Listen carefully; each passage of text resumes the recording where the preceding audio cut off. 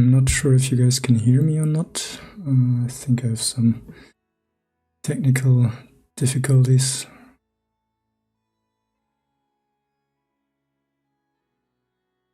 Can you hear me? Would be nice if you just hit me a message.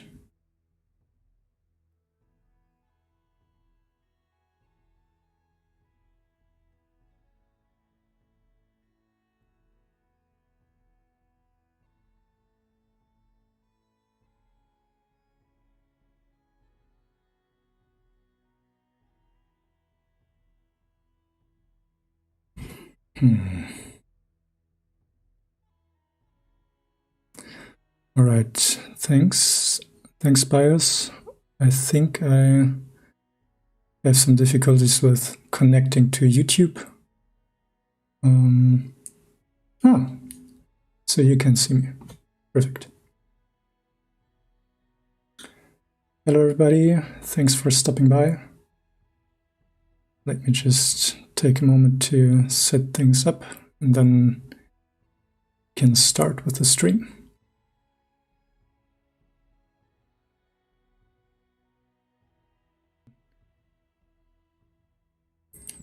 All right, perfect.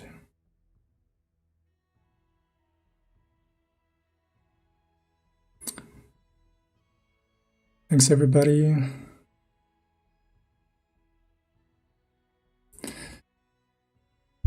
Ricardo, what are we sculpting today? So my plan for today, since this is my first dive into Blender, I think I want to stay on my comfort zone right now. So I will be doing a skull first, and then transform that into a character. So similar to the videos that I have on YouTube.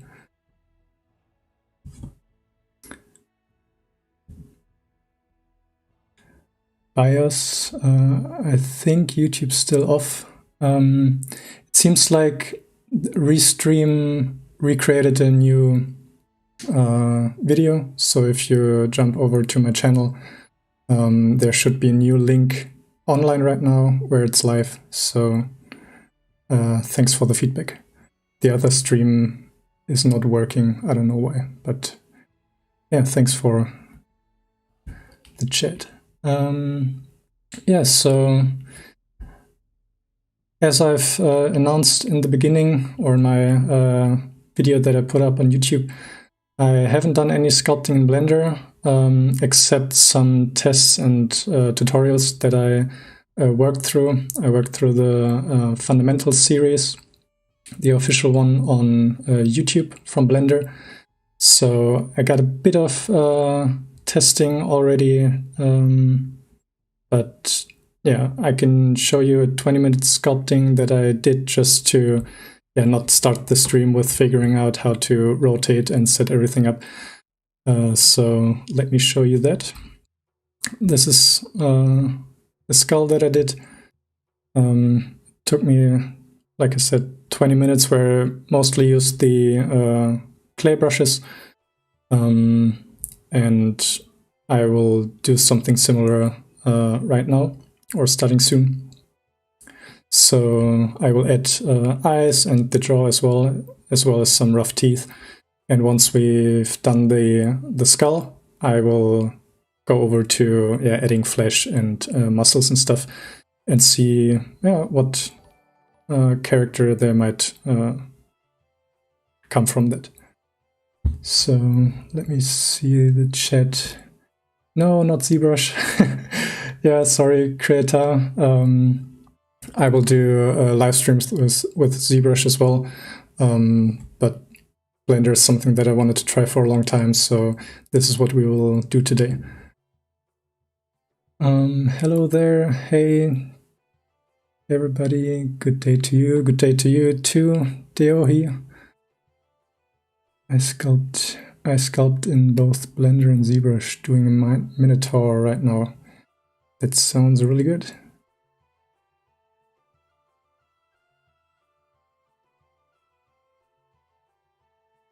Hello from France. Nice.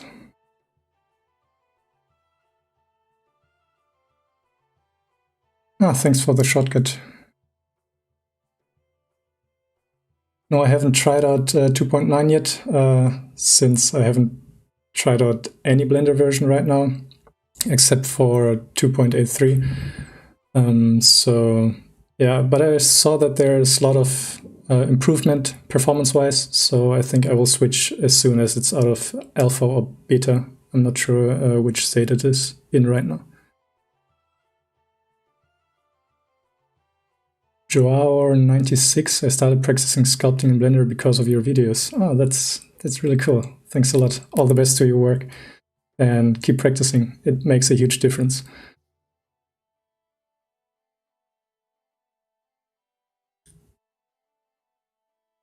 Yeah, the cloth brush. That's something that I'm really excited about. But I think I will save that for later, once I get a bit more comfortable in Blender. And audio died.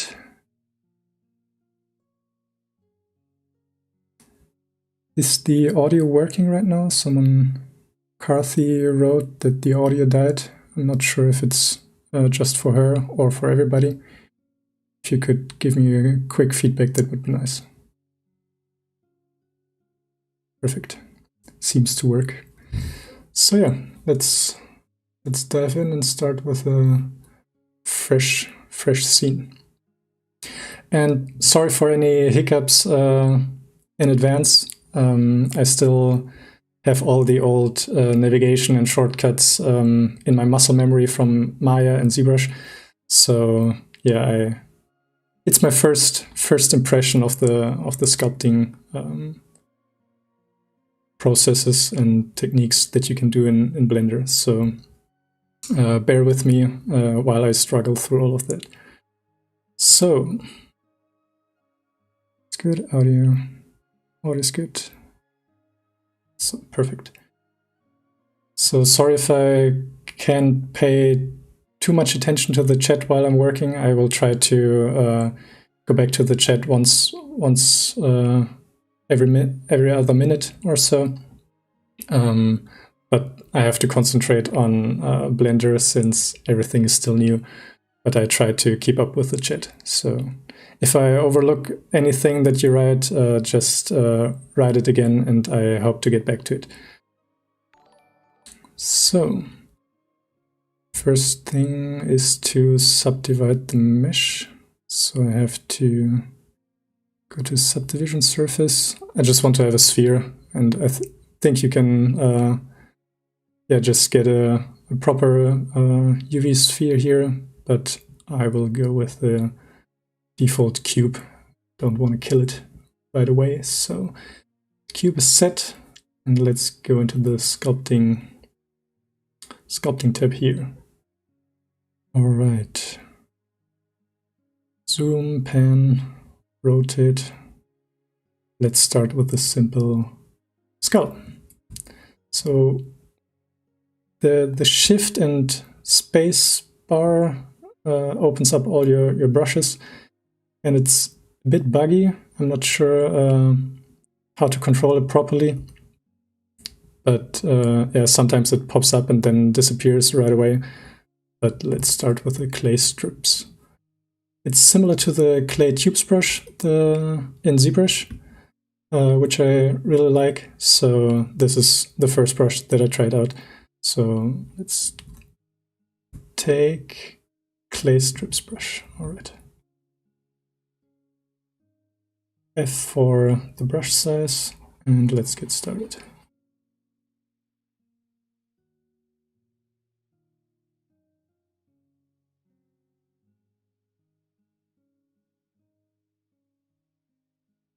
So I always like to put the eye sockets in place first, and then shape the rest of the head around that. So this is my starting point. Clay strip brush again. Then the jawline. So the really basic parts of the head.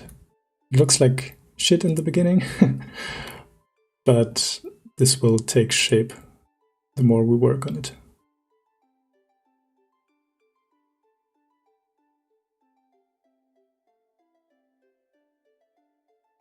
Let's see the strength. I like to have the grab brush or the move brush in ZBrush set to a higher strength, so it's a bit more responsive. That's way better.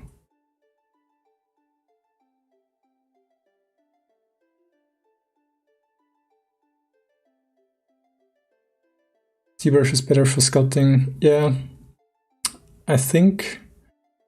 Yeah, I'm not sure. We have to see how it compares in the long run.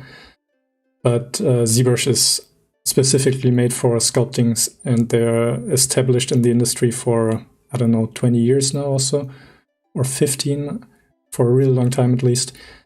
And yeah, they have a huge advantage of experience and development time that they already put into the software. And it's, like I said, just focused on sculpting, so it's really streamlined for that process. Go to edit mode and press Shift-Alt-S to make a perfect sphere. I think we're already past that point.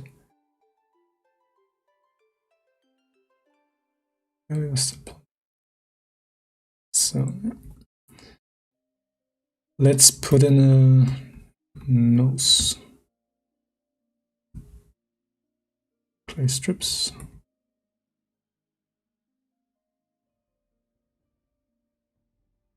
And I've set the liner topo on right now to relative detail, but I think I will change it to brush detail. Yeah, that is way better. Gives me more resolution to work with. And it's similar to the Sculptors Pro feature in ZBrush that I didn't use that much since it was a bit buggy and it used to crash on me. So I would lose some progress along the way, which was frustrating, so I stopped using that. So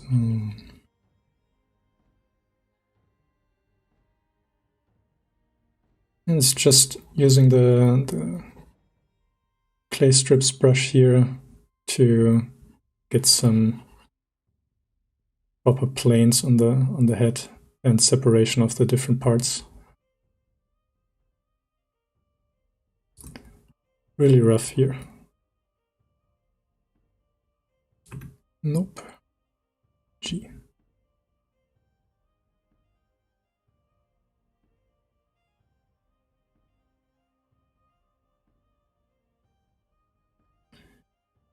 We're missing some volume on the top of the head as well as the backside.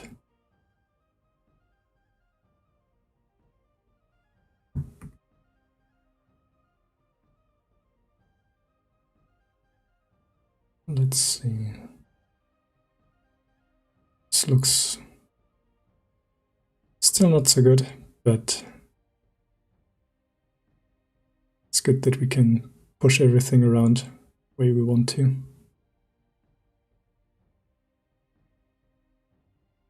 And what I do in the early stages of a sculpt is to rotate the model all the time, so I can see it from all the different angles.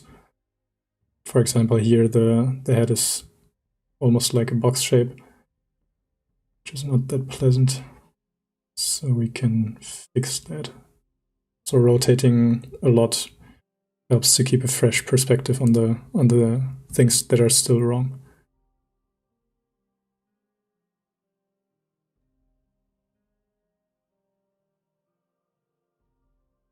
Right.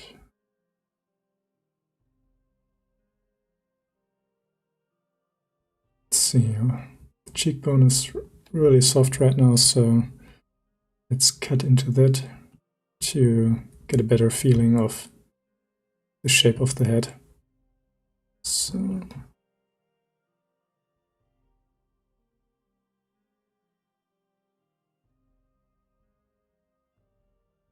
this is a really deep cut here at this this position here. So I carve in quite deeply.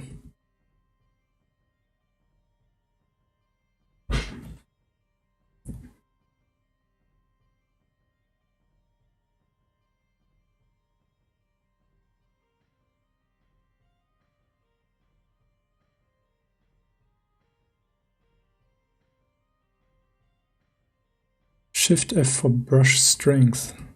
Ah, perfect. Thanks a lot for the tip. Mic, M-I-C.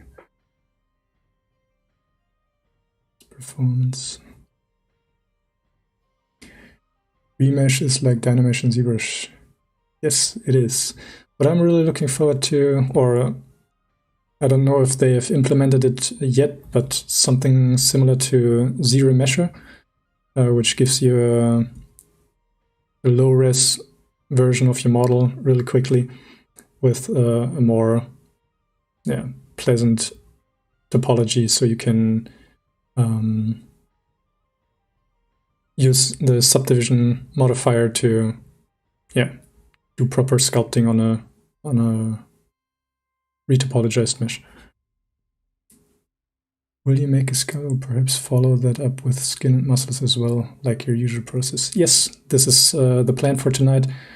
I hope I can get through the whole process. I don't know how long it will take me to get to a point where we can start adding muscles and stuff, but this is what I would like to get done today.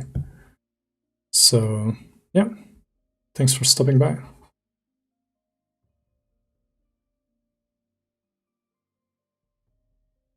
So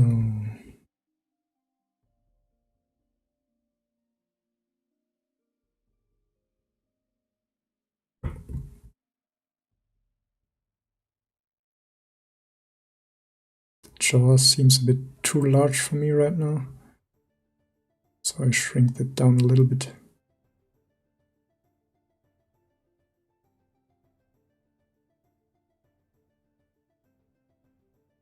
All right, let's see. Grum presents Blender better than ZBrush. I'm not sure. I think time will tell. ZBrush made a huge progress in the last years. So yeah, I wouldn't be surprised if they implement everything that makes ZBrush the software that it is, and making it obsolete in the long run. But ZBrush right now is a really strong software, so they will have a hard time with making it better and more intuitive here in Blender. But so far the brushes feel really good, and they compare quite well to what I'm used to in ZBrush. So yeah, I'm really looking forward how it will how the experience will be for the rest of the process, like adding the subdivision surfaces and subdivision levels and get into really fine detail. I'm not sure how good ZBrush is with handling really high poly meshes. Sometimes in ZBrush I had models with over, I think, 30 million polygons, and it was still working quite well. So I could go into really fine skin pores and stuff. And I'm not quite sure how well Blender handles all of that. So we will see. The nose doesn't look good. I always hit the B key for brushes. That is the shortcut in ZBrush for opening the brush menu.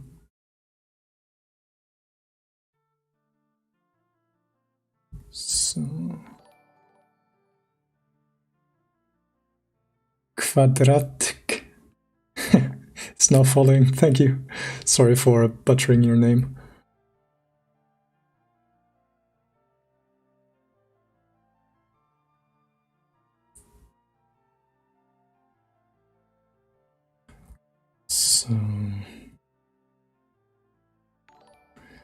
I'm not sure what's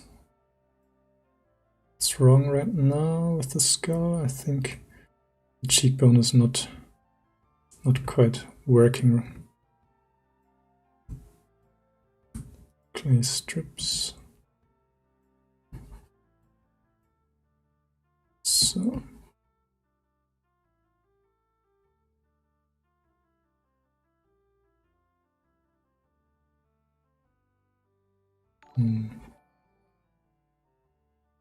Maxi is now following. Thanks for the sub.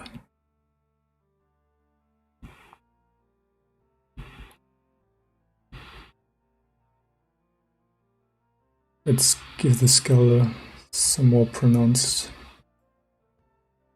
eyebrows.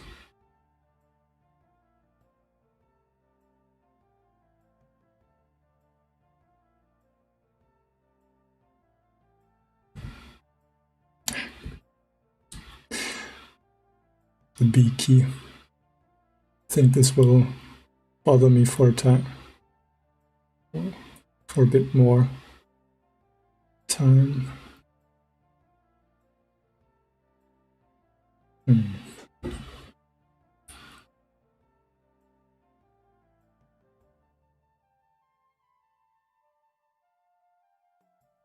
So.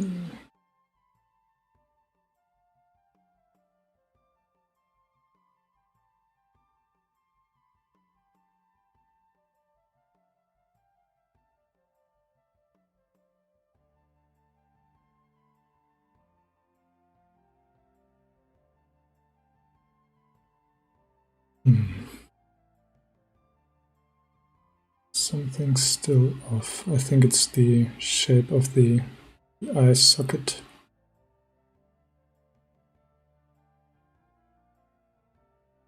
Which is protruding out quite a bit. So I think together with the forehead, it can be changed.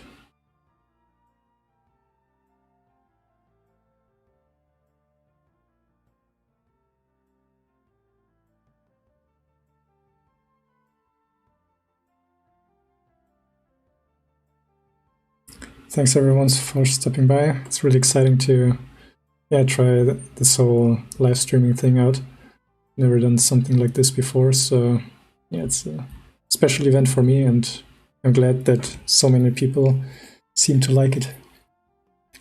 What is your Twitch? I think there should be a link down in the description, so you can head over. It's twitch.tv/FinnGroßeBlei, which is my last name, but I don't expect you to spell that correctly, so I put a link down in the description.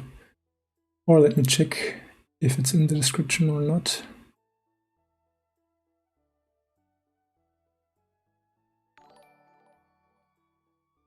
Let me take a look. I'm not sure if it's in the description right now, but I will put the link in the chat. So, yeah.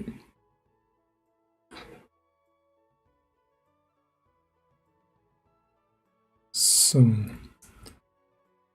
now the skull is taking shape.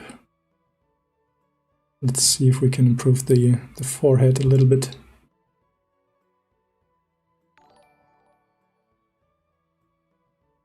By defining the bulge in the front. So you can see the line from the temple getting hidden behind the protruding skull part in the front of the forehead. So I'm looking at this part here right now.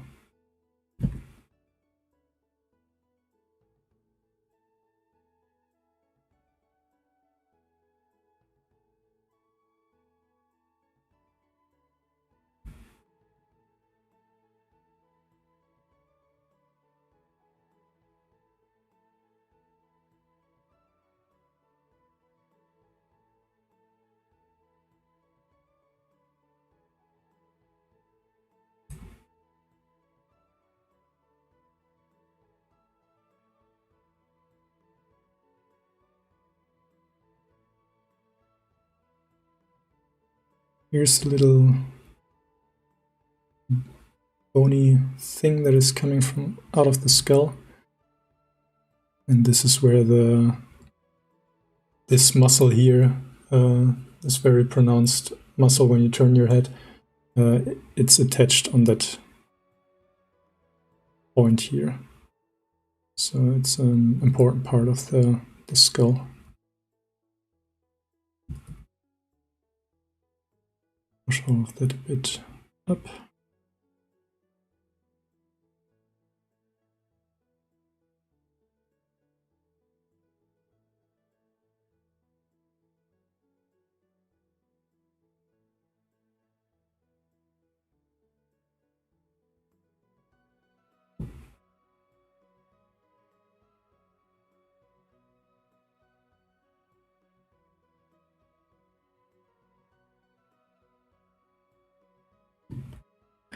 Ricardo said, I use both, but we're always comparing things instead of just enjoying each for its strengths. That's very wise. Yeah, I agree with that. I think sticking to one program out of like a belief system, like that you don't want to use anything else other than that software, I think it's hindering you. So using all the strength from different programs is quite the necessity, actually, especially in the industry where time is like the most important asset that you have. So whatever works the best for you.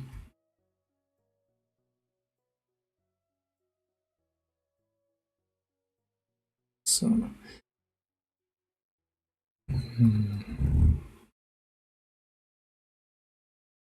I don't like that skull.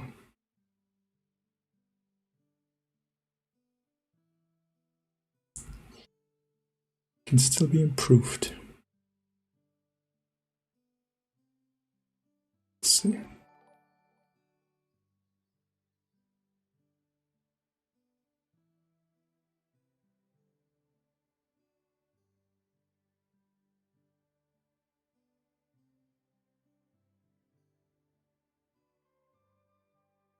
All right, this is the orthographic view of Blender.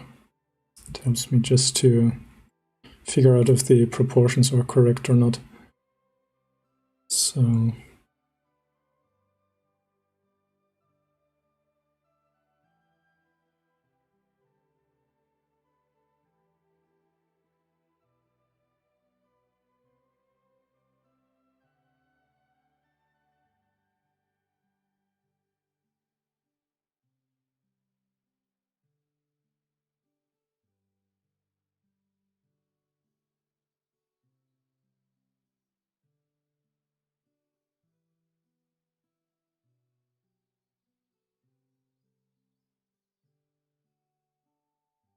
I think it's this part here of the cheekbone that is bothering me.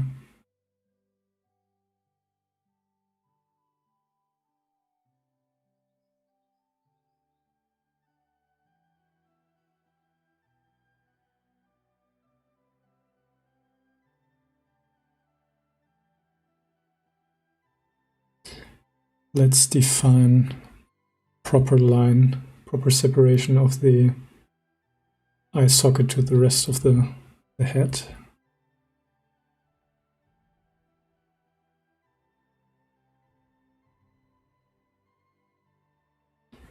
Makes it easier to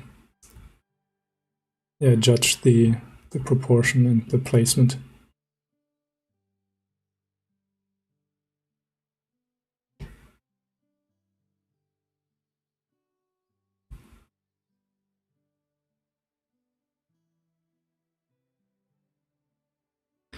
And I think the upper jaw is a bit too wide. We can shrink that down a little bit.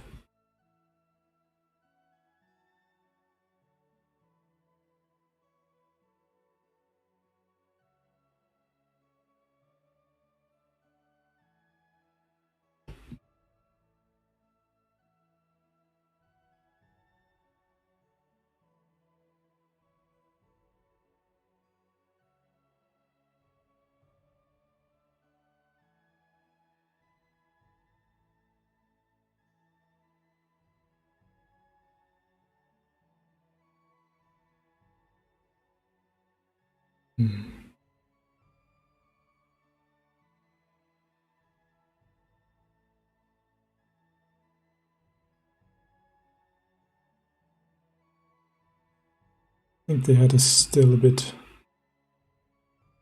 longer to the back, as well as cheekbones that are a bit more curved around the head instead of being flat here in the front. So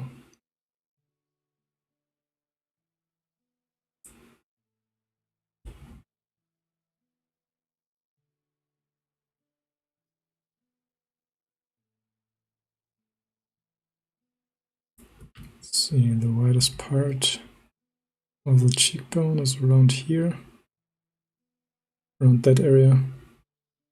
And let's see the highest part of the head. Yeah, that works.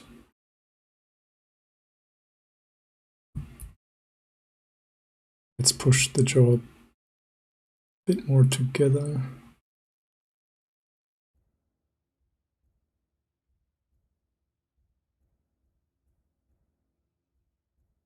And flatten that down here.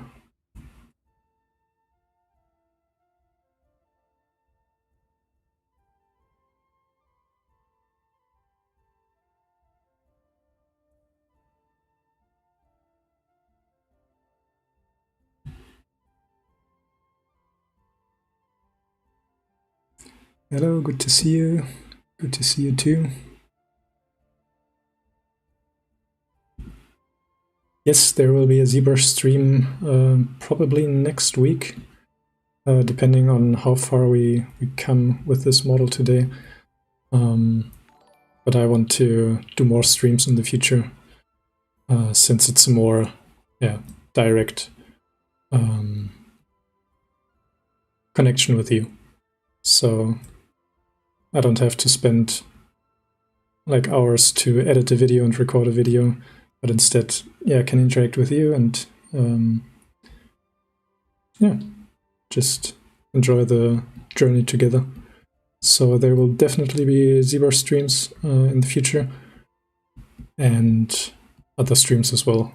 Whenever I have projects going on, personal projects, then I think I can establish a routine for me to do these live and create the things together with you.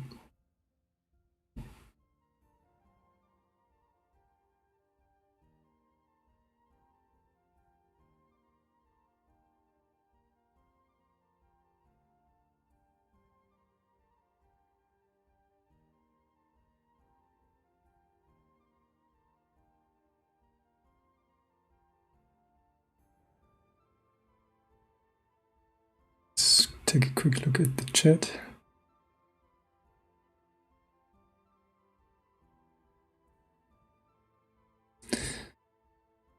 How much did I have practiced? I've practiced, I think, quite a lot over the years, but I never was so obsessed to lock myself in a room to just do sculpting 24 hours a day. But I did quite a lot of sculpting, especially in the beginning, and then I did it as a job. And then during my studies, which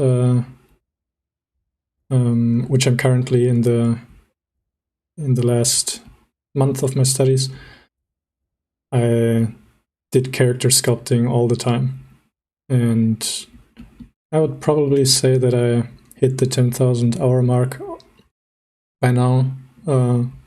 I think I'm pretty sure of that. But I think you can cut down some of the time by studying smart and focused, and this was a hard thing for me to actually orient myself towards what I really want to do, and this enabled me to work on projects that I was really excited about instead of having this pressure and the voice in my head that said, study all the time, but then I didn't really enjoy it. So figuring out what I really wanted to do was a really, really important step for me. And then you can break it down even further.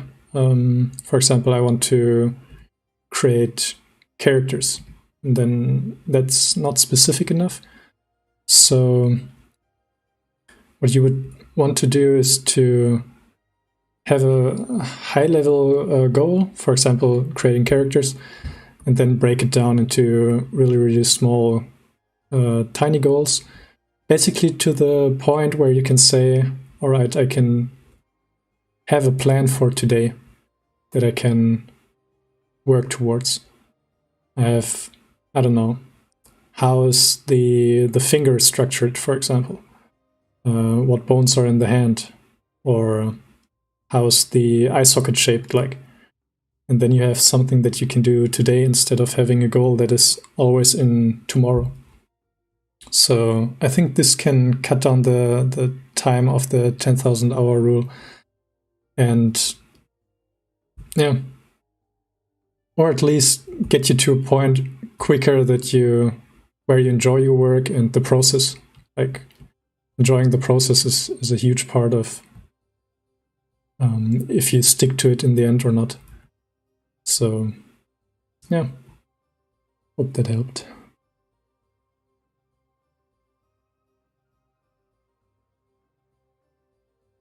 I'm using a Wacom tablet right now, a Wacom Intuos Pro M, which is a mid-sized tablet.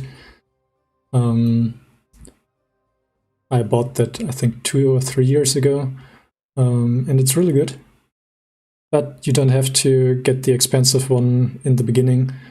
I used the Wacom Bamboo for like 7 years, I think, and it served me really, really well. So yeah, start with a cheaper tablet in the beginning and then see if this whole thing is actually for you. And then you can invest in the more expensive gear.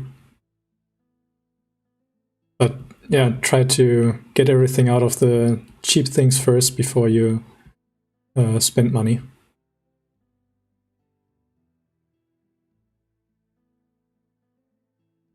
All right, I think this is looking better.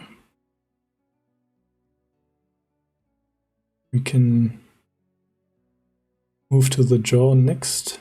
Let me take a quick look around to see if there are still some bigger things that need to be tweaked.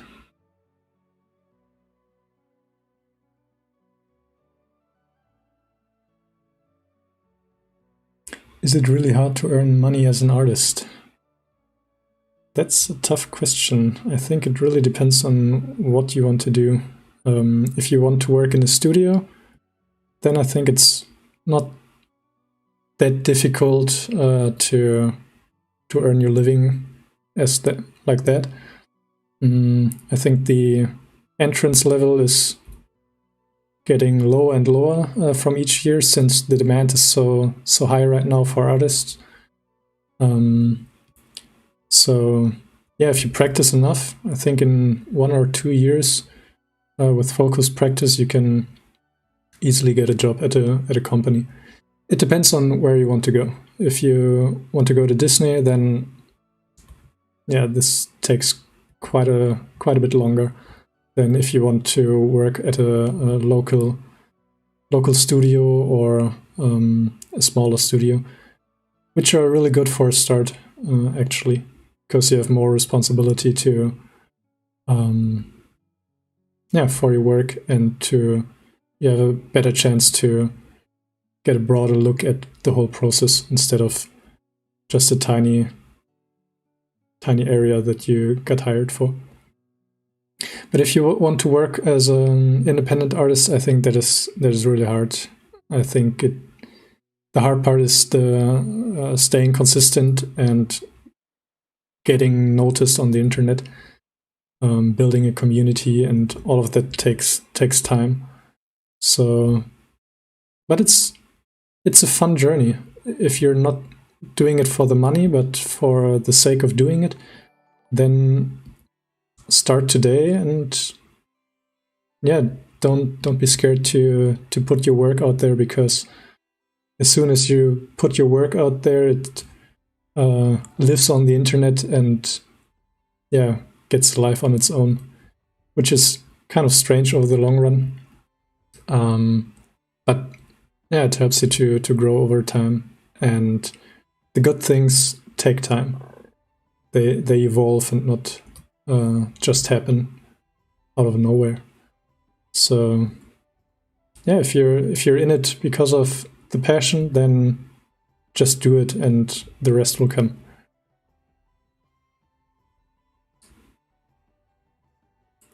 Maxi, should I learn this high anatomy level like you're for making stylized characters?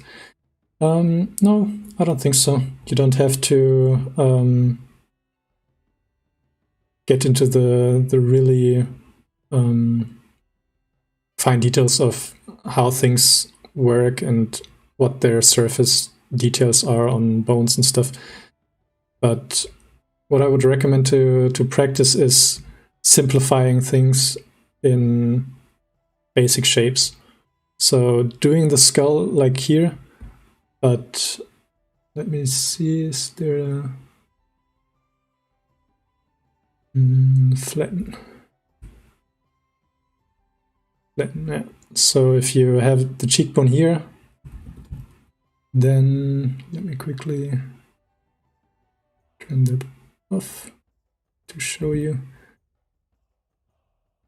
Then I would simplify the planes of the head. Something like this. So you don't have to get realistic with your sculpting or drawing, whatever you do. But when you nail the proportions and stuff, then you're good to go. So learning anatomy, even though you're making stylized characters, it makes things a lot easier.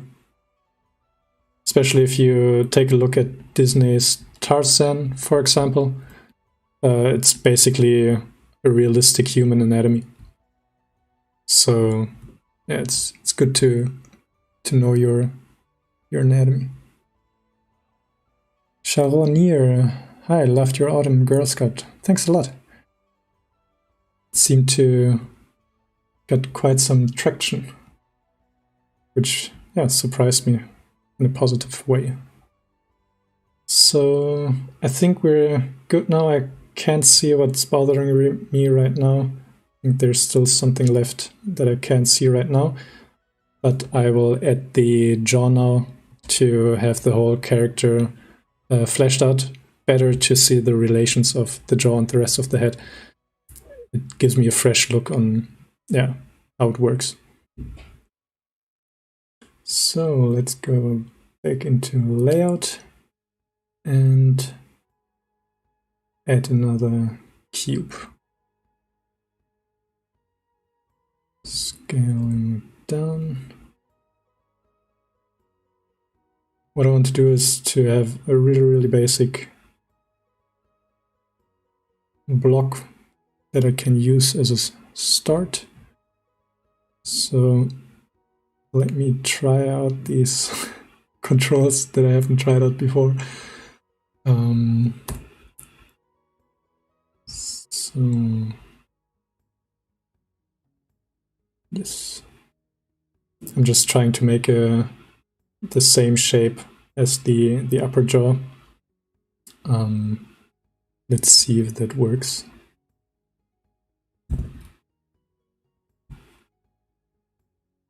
Okay, it's not selecting through the mesh. That's something that I still have to figure out.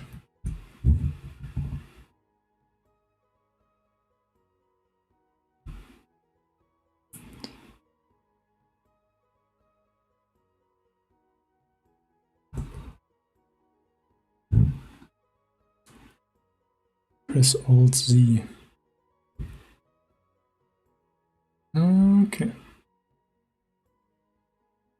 Thanks, Ruthwick. I hope I pronounced your name wrong. Oh man. Names are really hard to pronounce if you don't know where they come from. And even when you know where they come from, then it's still really hard.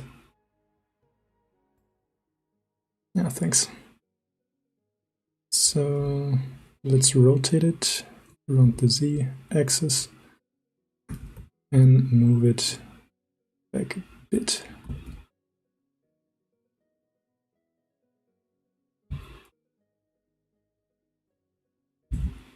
So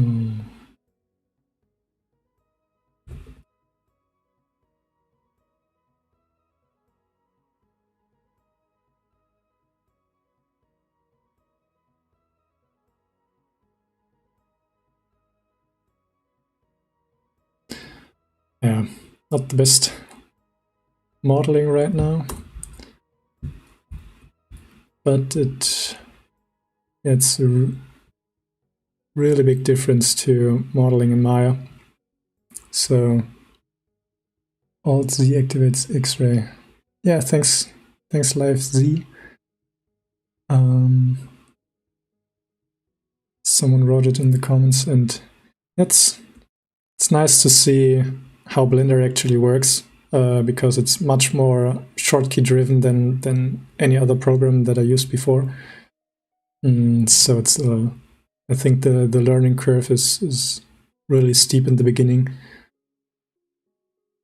Is there any reason for me to switch to ZBrush from Blender? Depends what you would want to do. If you want to get into really realistic sculptures with fine details, then, and if you want to work in the industry right now, I would recommend ZBrush for sure, since it's the industry standard and it can handle a lot of polygons and is streamlined to sculpt really high detail characters. So yeah, if you want to do that, then you should switch to ZBrush.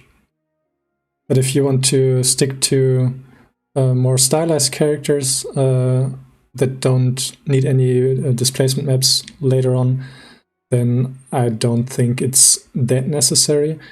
It's still a really good tool that I really like to use. So yeah, give it a try and see if it's something for you or not. So yeah. Normally I'm a bit faster in polymodeling, but this is something that I have to figure out in Blender in the future. So Cube 01, let's rename that Giorgio and Sculgio.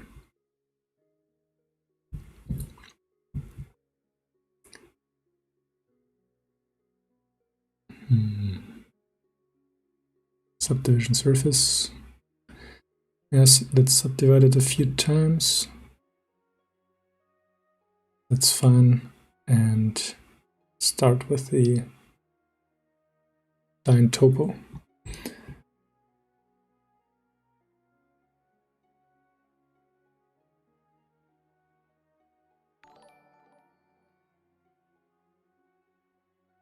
Thanks, Boris, for the subscription. Welcome to the stream. So yeah, let's start with a jaw.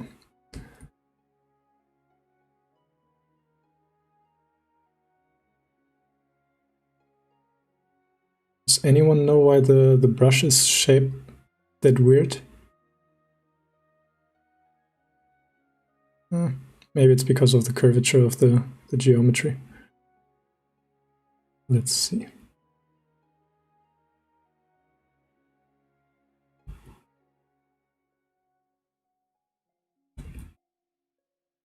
All right, it seems like when I hold down Control, then it moves only on the normal with the grab brush, which is really nice.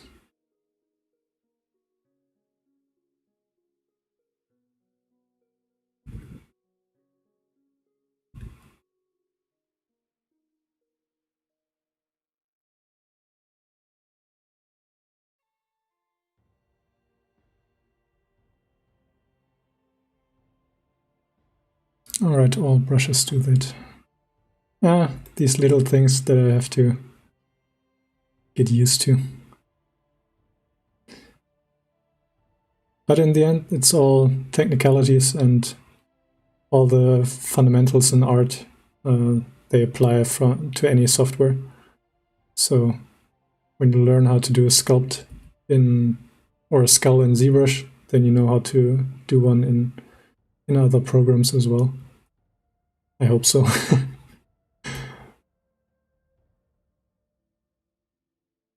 May take a bit longer, just like now. And I think I found out how this pop-up menu works. So I open it with Shift and Spacebar, and while holding it down, just hover over the brush that I want to select, and without clicking with the mouse, just letting go of the Shift and Spacebar to select it. So, new things to learn. Clay strip brush, alright.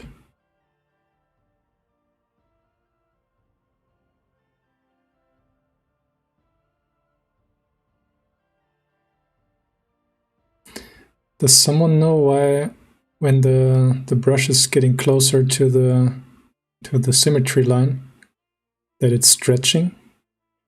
That's really weird, and the brushes seem to act in a different way.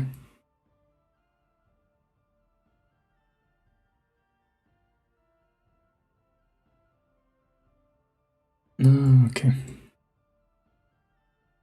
Fred, I think I'm trying that out. So layout, object, apply rotation and scale, pressing control.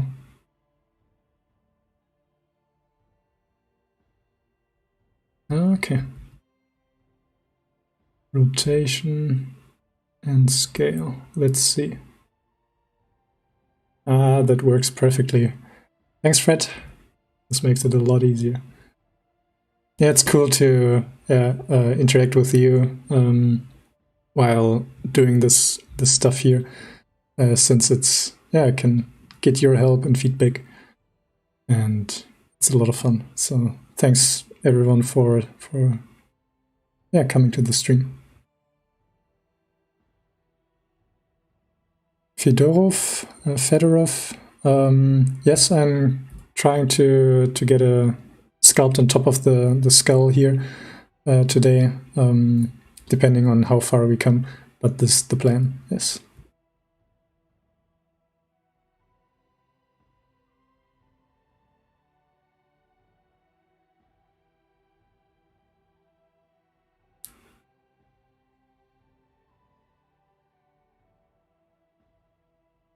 Okay.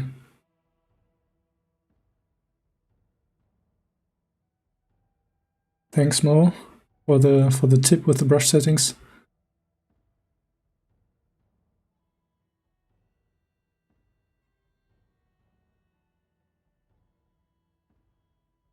That happens a lot in other cases as well, like modifiers.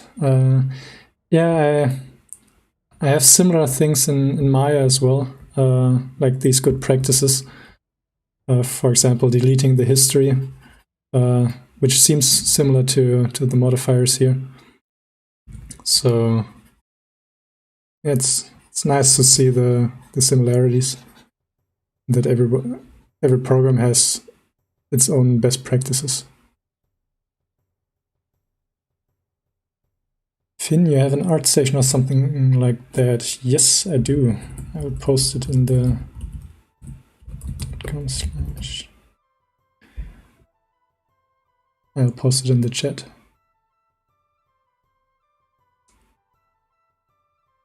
No, ZBrush doesn't care about scaling that much, no. Which is kind of a hassle, because there are sometimes scaling issues in pipelines when you work on a character or model, and it gets imported into ZBrush and then from ZBrush out again. Sometimes the scaling gets messed up if you don't export it properly. So yeah, it's a bit more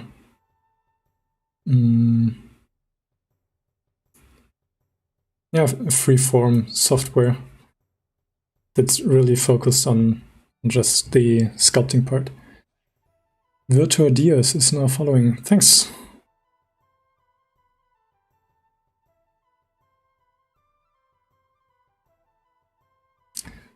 So the jaw is way too thick right now.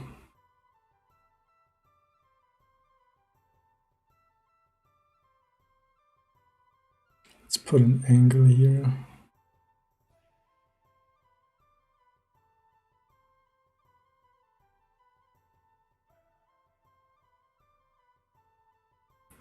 I think I will do a block out of the teeth really quickly.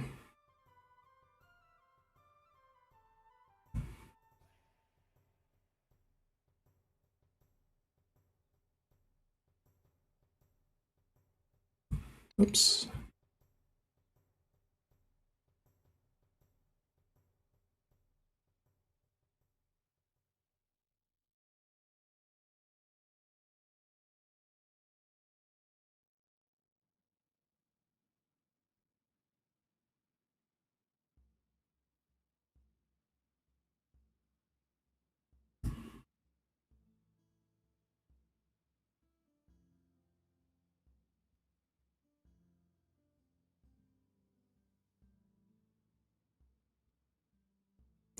Let's see how the masking works. I haven't used that before.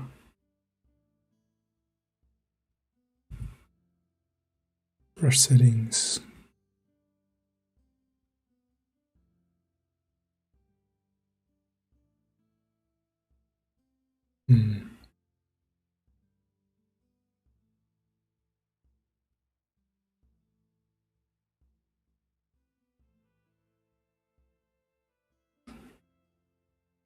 Does anyone know how to invert the mask? I don't know that yet.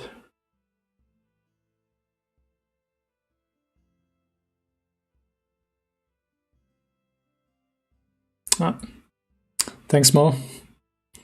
Thanks a lot.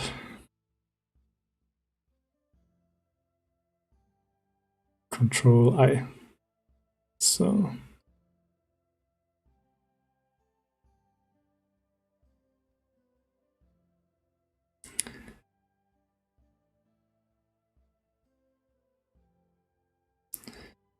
And how do I get rid of that? Normally I would just drag out the rectangle on the onto the canvas. So Alt M. Perfect. Thanks, Mo.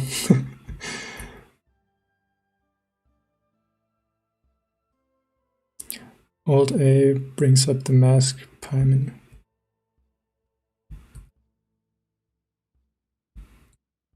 Alt A. Ah, A.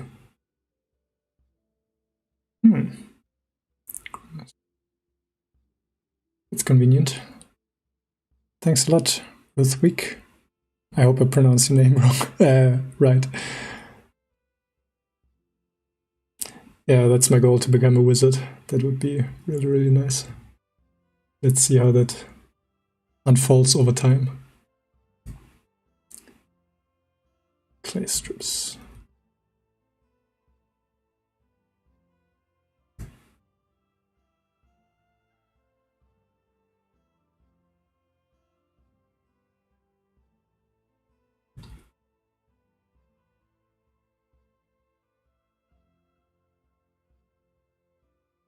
Let's just block in some really, really rough teeth.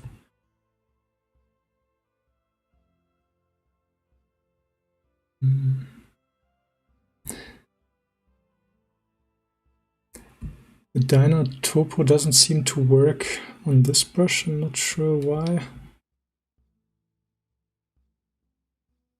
But yeah, let's see.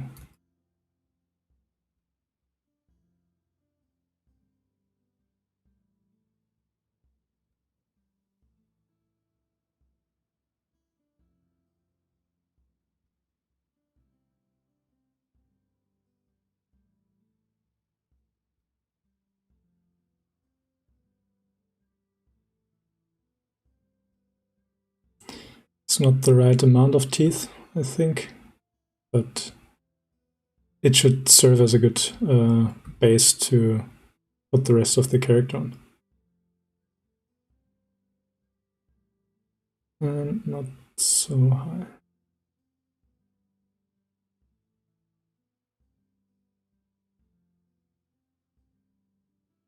Oh. I think that's good enough.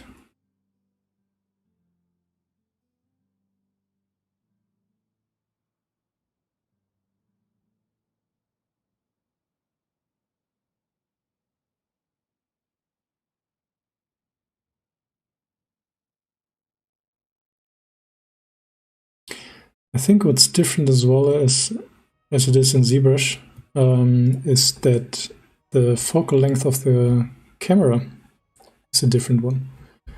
So since ZBrush, I'm not sure if they, I think they added a proper camera in the last update, but I think this is a bit different here as well.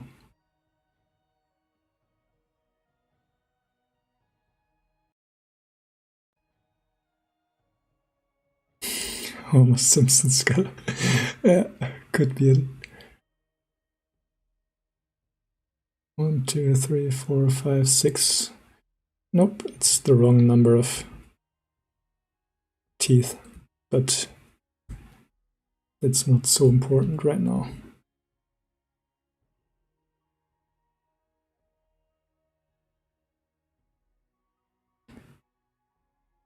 Does someone know how to auto mask the back face?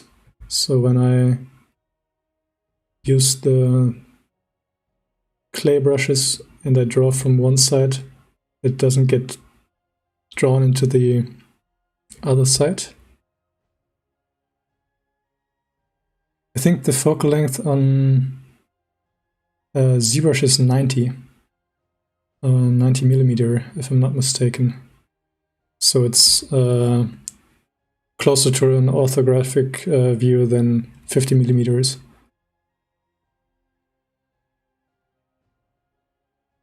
50 millimeter is actually closer to how the eye looks at the world.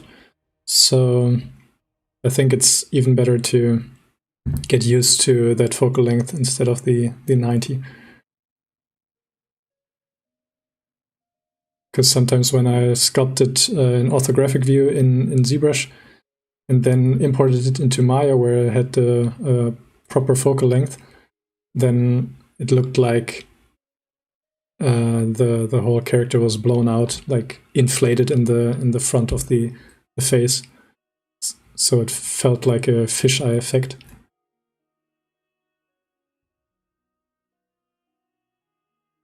There should be an option in Advanced panel of the active tool. Let's see. Clay strips, Advanced, Topology, auto, face sets, auto masking. Let's try it out. Ah, wrong one. Front faces, front faces only.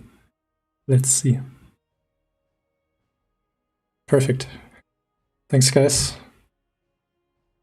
Makes the transition to Blender much more enjoyable than trying to figure everything out on my own.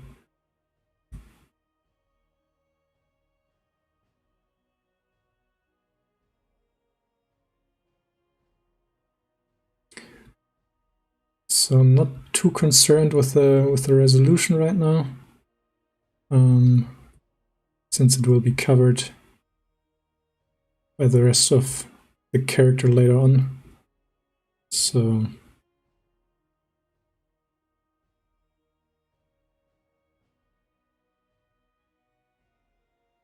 that's fine with me here.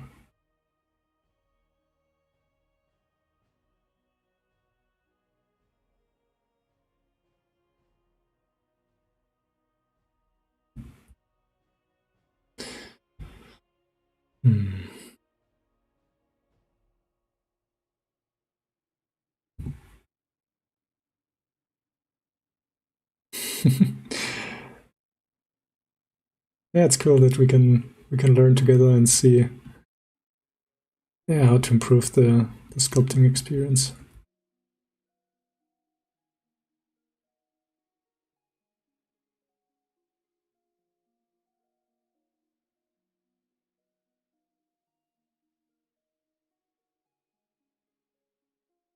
All right. I will try not to lose myself into details here, since I would like to add the character. Mm.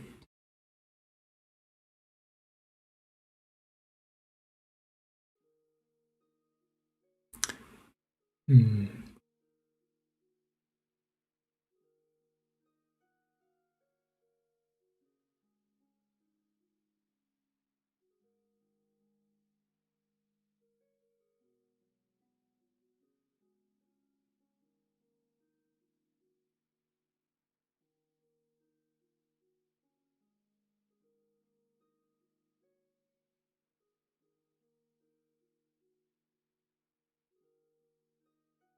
Yeah, I thought the upper jaw was a bit too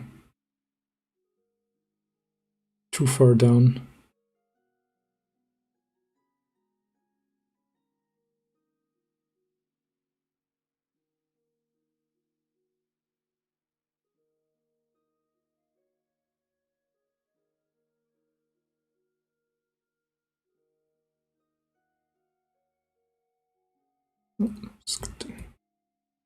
So let's push everything up again. Yeah, I think that looks better.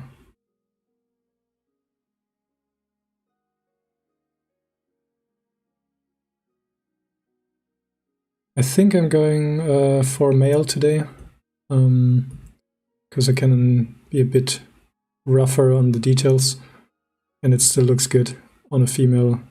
It's really hard to get the basic shapes right. So for the sake of this stream, I wanted to, yeah, stay in my comfort zone, and females are really hard for me. It just takes so much attention to the shapes to not make it look, yeah, I don't know how to describe it. I think it's unconvincing, and my models tend to look like males. So yeah, it's probably because of over exaggeration of features like the brow ridge or the width of the jaw. And I used to do a lot of anatomy studies with male characters, so yeah, I had that nailed into my, or how do you say it, incorporated into my muscle memory from the beginning. And that's something that I would like to work on to get a bit more comfortable with creating female characters, since, yeah, there are really exciting designs out there that I would like to try to create in 3D. So just become a bit more free in the subjects that I can do. So I think we're reaching a good stage of the skull. I mean, if I wanted to do a proper study on the skull, it would take more time, and I would put more time into it. But since we're working towards a character with flesh and muscles, then we don't need that much of, or that many details. So let me...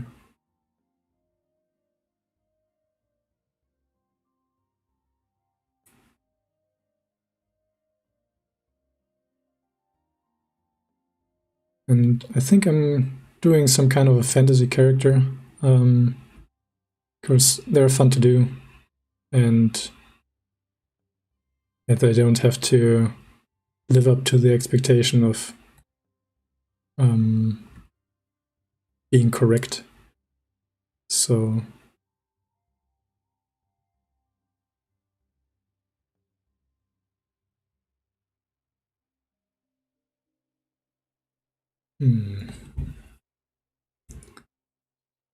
let's see if I can sculpt both objects at the same time. Nope. Does anyone know if I can sculpt on multiple objects at the same time?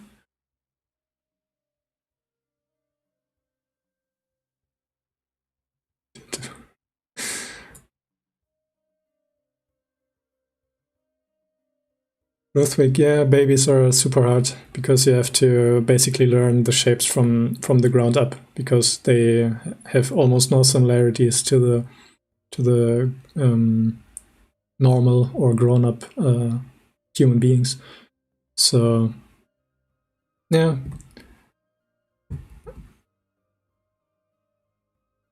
You have to join. All right, I think I will do that. It will make things a lot easier.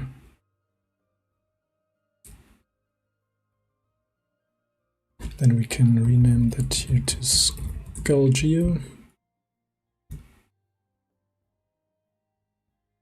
And let's make some adjustments on the proportions.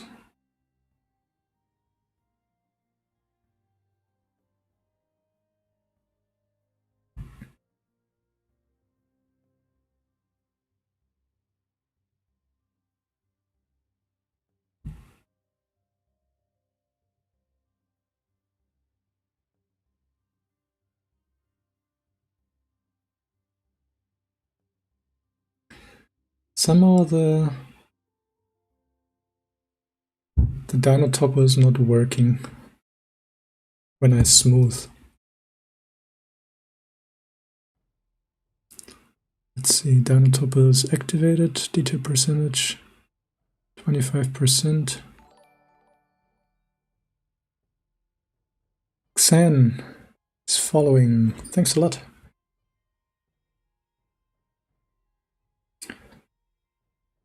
Alt J to join. I think it was Control J to join. Control D to enable it. Okay. So Control D to toggle between Dyn Topo. Thanks.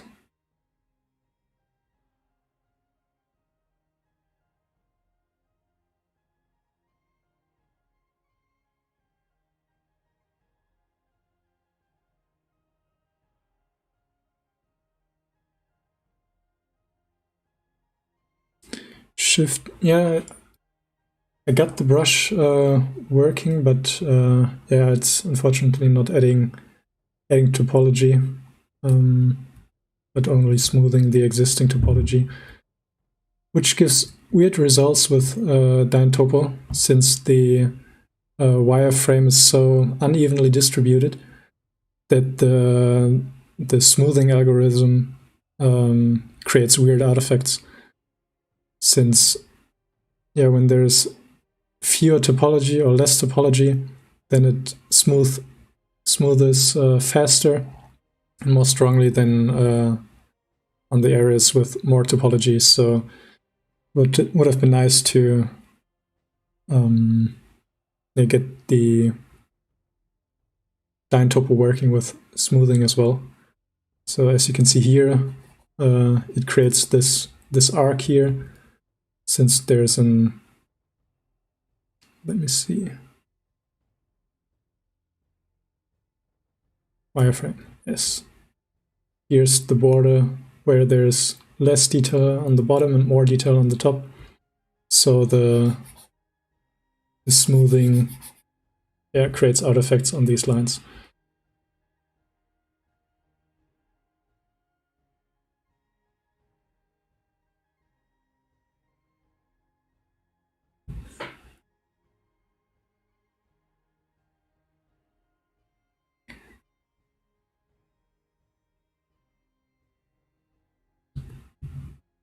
Qt. Oh, okay, quick favorites. That's nice. So that's something that I will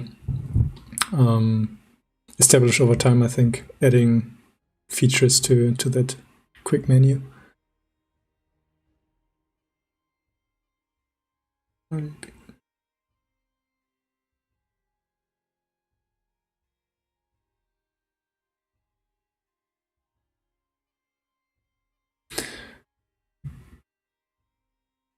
How can you work on models with a lot of polygons?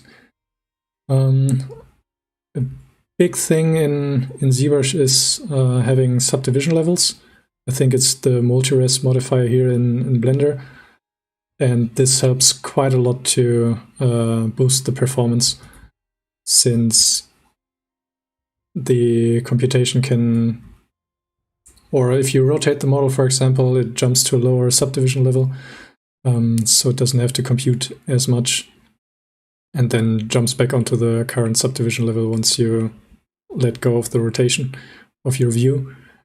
And this way you increase the performance quite a lot. So even ZBrush has struggles with sculpting on high polygon models that don't have any subdivision levels. So if the lowest subdivision level has a few million polygons, then ZBrush gets slow as well. So that's where proper topology comes into play.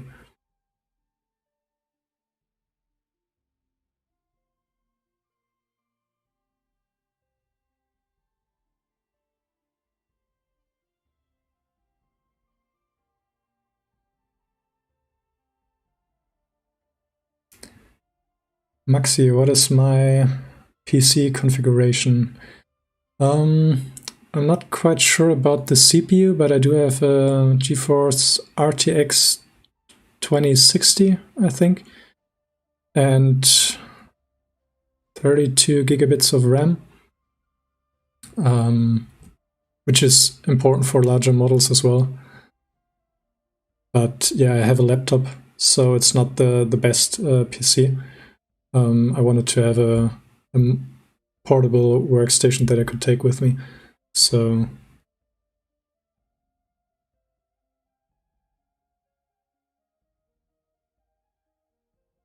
and the RTX card is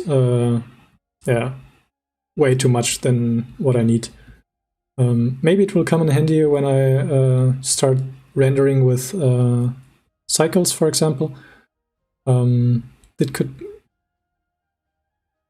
could be a good purchase, but in the past I haven't really used the capacity of the RTX at all.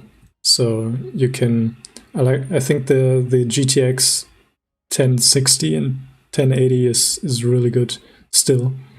So if you have a graphics card like that, then I don't think you need to upgrade.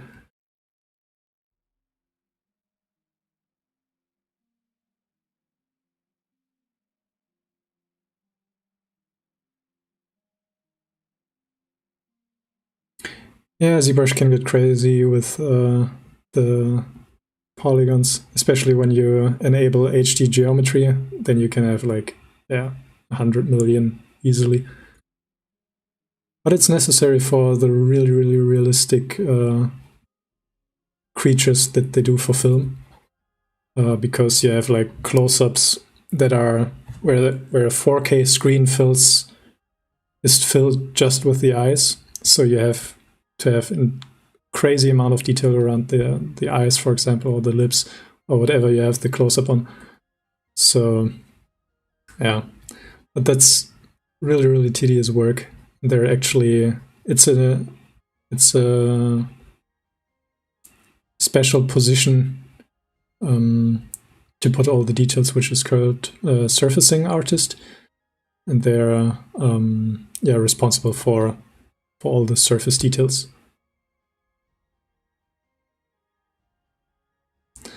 All right, I think I'm just making it worse over time. So let's... no, I don't like the shape of the...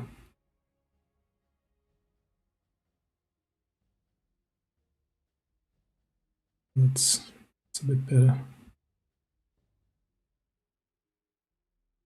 Yeah, the teeth could be improved, but we will cover it anyways in a minute. So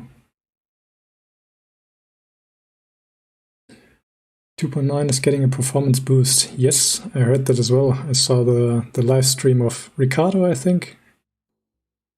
I think it's his name, who's one of the developers of Blender, who has a YouTube channel as well. So if you're interested in that, yeah, I'm not sure what his channel name is, but he has all the latest updates on what the software is capable of and what is in development. And I really like that they can be so open about their development, since it's open source. So what am I doing right now? Topology automasking. Let's see if it works. Yes. Since I joined the skull and the jaw together, I wanted to have the ability to move them separately from each other.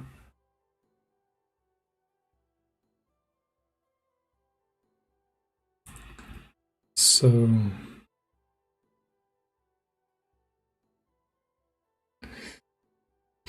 let's see, what kind of character do we want?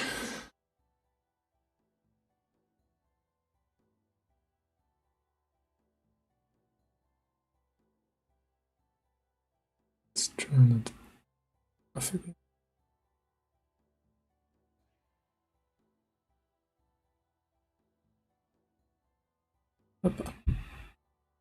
That was a bit too much.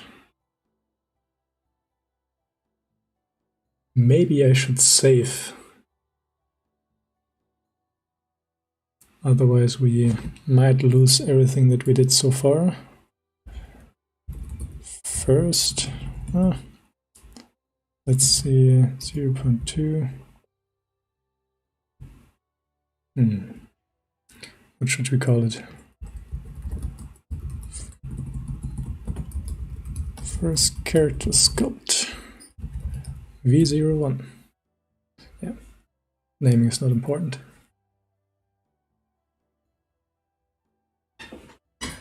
Pablo Diablo. Not sure if it's referencing the Blender developer. Yeah, the cloth brush. I'm really looking forward to that one. But that's for the later streams. So I think we're good for now with the skull. Last minute changes. Yeah, that's good. So let's add some eyes.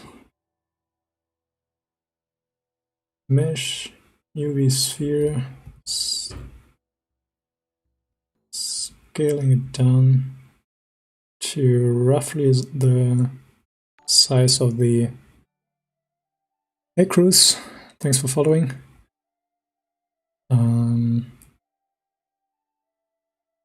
In the past I made the eyeballs way too small, so they were like this, but then I had weird shapes of the eyelids, so I later learned that the eyeball is actually quite large inside of the skull.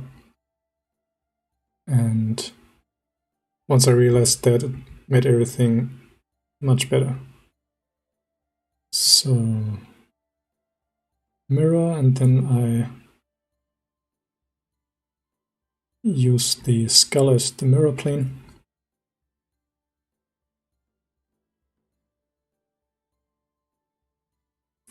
Saving next file, just press plus to add higher number. Let's see.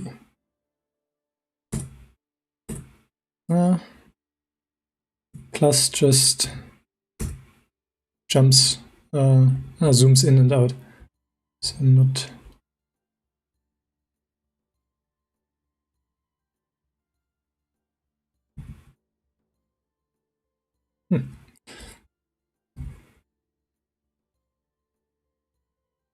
So I think that's looking good. How do we do this? Let's duplicate the skull. Shift D. Skull, and here is face geo. Take it to sculpting.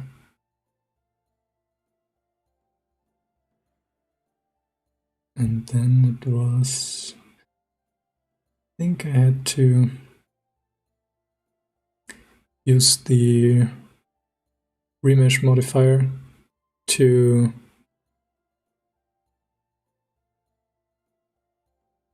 join the objects that I have in there. Let's see.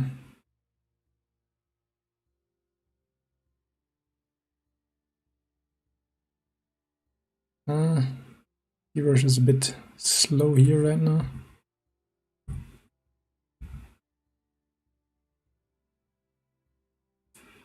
That looks good. That looks really good. ZBrush is amazing. Blender is amazing. ZBrush as well.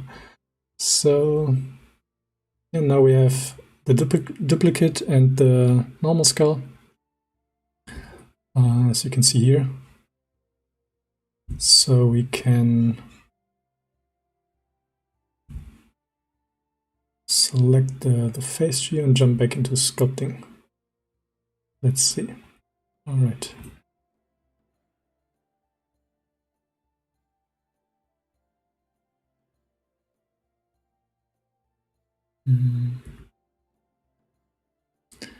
Control D for Dyn Topo. All right. I think we're good to go. Let's see if it works.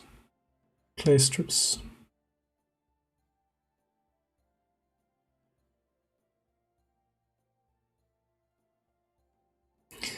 And I like to hide the eyeballs when I put in the volume for the eyelids.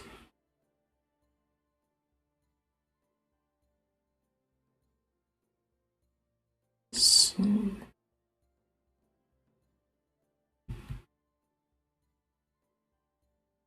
I like to cover the eyeballs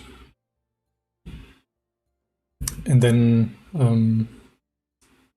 carve it out with a sharp brush.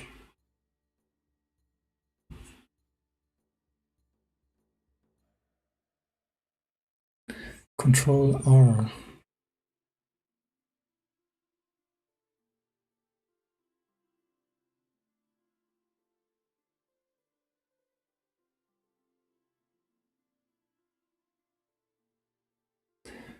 Furan, yes, I will be uploading this video. Thanks for stopping by, and good luck with your exam.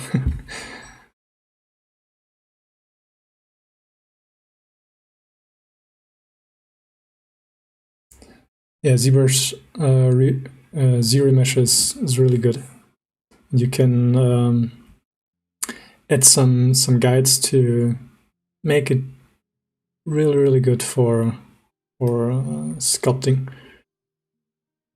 So you get some crazy good topology in a matter of a minute or two. Thank you, Furan, for stopping by. Hope you enjoyed it. So let's draw the eyelids here.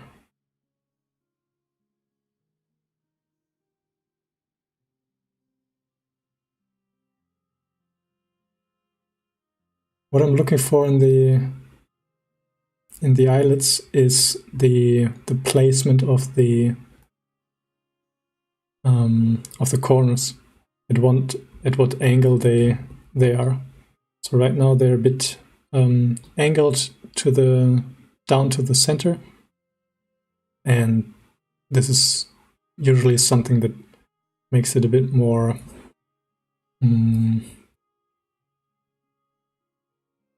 yeah, hard to say it. Elvish, fantasy like, not sure. But I like the look of having the tear duct here lower than the outer eye corner.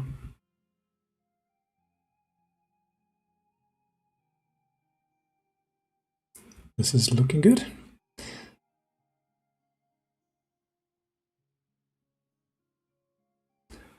Yeah, it makes the face more, I don't know. I'm losing the words right now, so let's continue sculpting. Now that the eyelids are somewhat in place, I will add more volume around it to integrate it with the rest of the skull.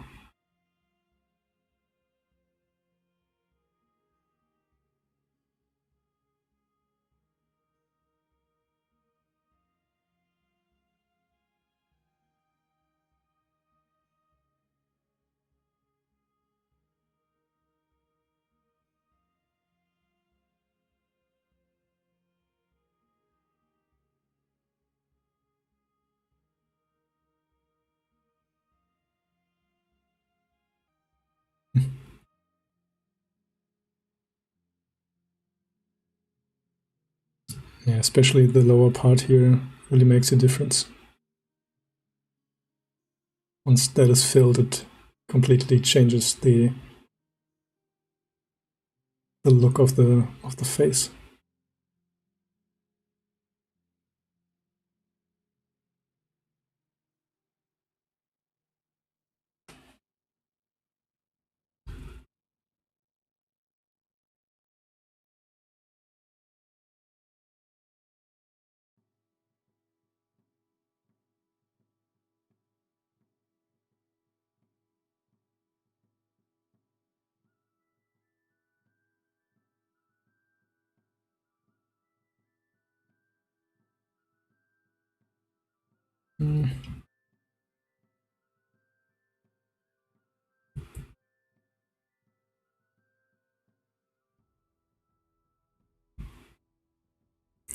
The fat pads, yeah, I will add them later. Maybe I will do another demonic character here, just to feature the muscles and stuff a bit better.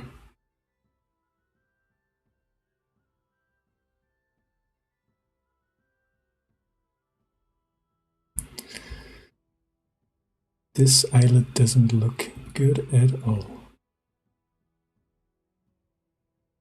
So I really like to spend some time on the eyelids, since it makes a huge difference when they are clean. This is something that I noticed in my earlier sculpts a lot, that I didn't make clean edges around the eye, and it downgraded the quality of the sculpt quite a lot.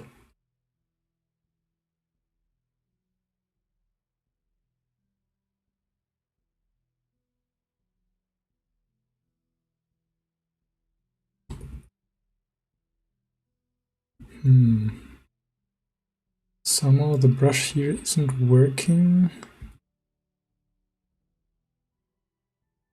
Clear mask. Ah, of course.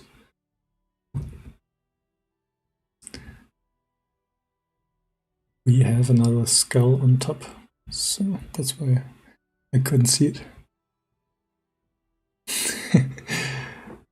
Yeah, touching your body to learn it. Yeah, I did that often as well, just to see how things attach to other things. And hey, Sam, thanks for stopping by. Really nice to see you here. Yeah, don't make me blush.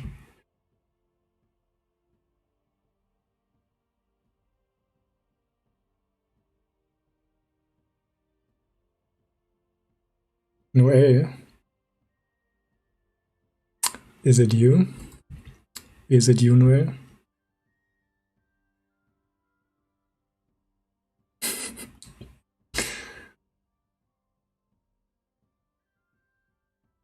So let's add some more muscles here.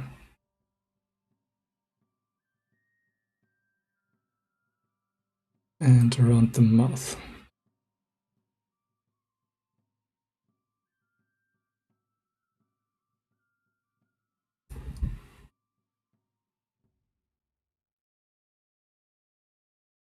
Wait a minute. I see. I think I had to apply the remesh modifier before, so let's see if it works still. Nope. Remesh.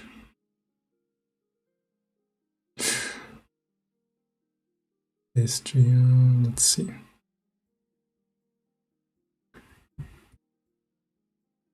First, let's push. Oh, no, that's not what I want. First, I have to push the two geometries together.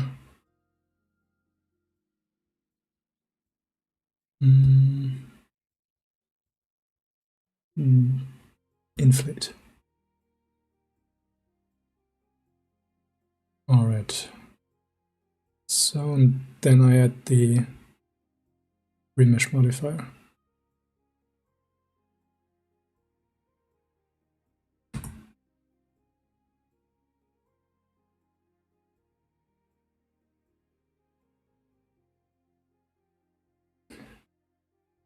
Press Shift and A.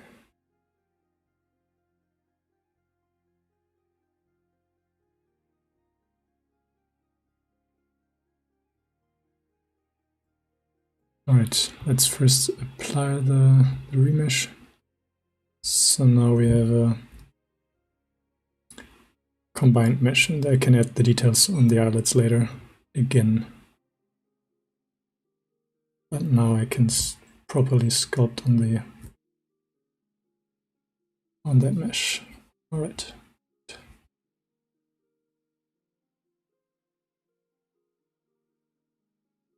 Yeah, didn't work quite well.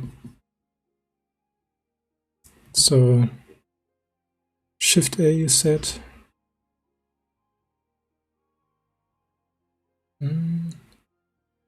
Makes a mask.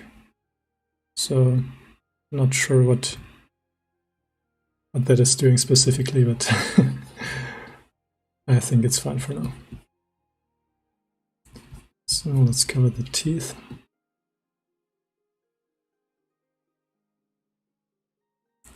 What I want to do is to create a circle here, which is basically the muscle around the mouth, which is ring-shaped. The orbicularis oris, if I'm not mistaken.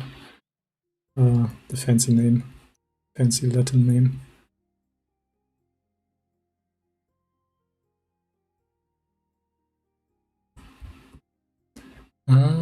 Okay, perfect. Thanks, I wanted to find that feature for a while.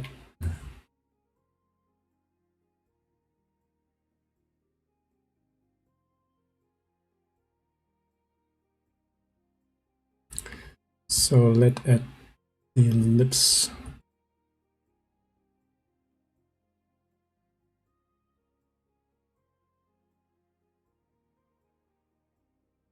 I like to block out the lip with the damp standard brush in ZBrush, and here's the draw sharp brush. Just to define the the planes right in the beginning.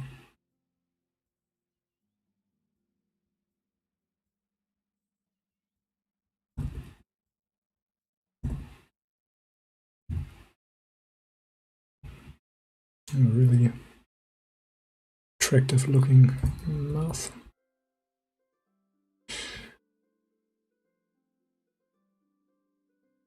So the philtrum, or what it's called.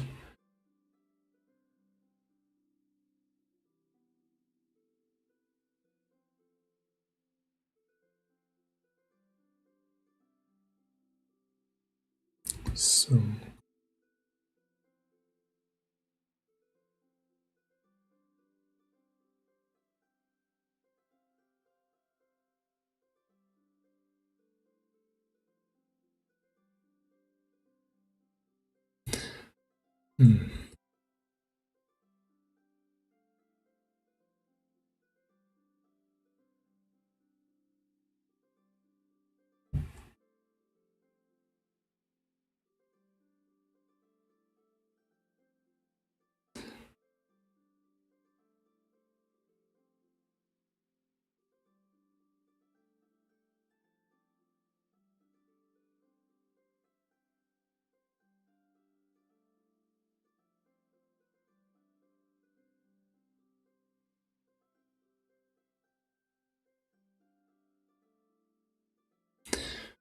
sorry for the silence, I'm just trying to figure out how to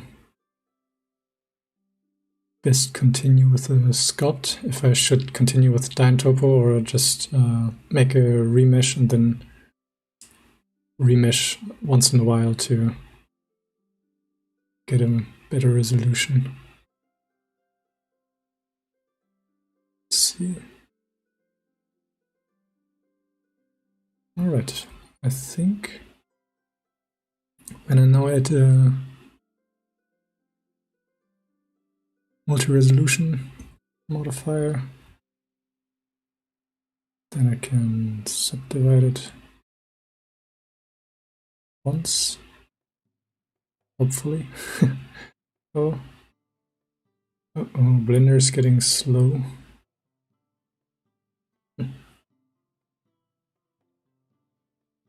Don't cover the maxilla.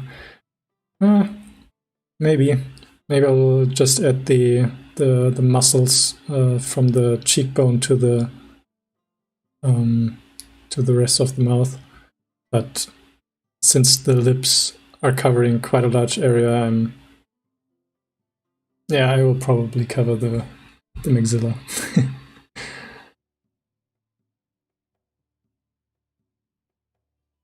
I have 5 million polygons. Or yep, you're right. Maybe I should delete the face geo.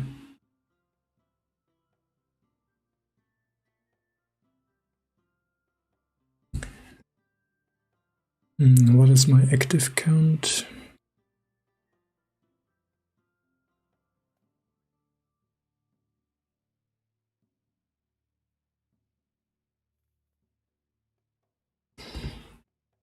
So, sorry for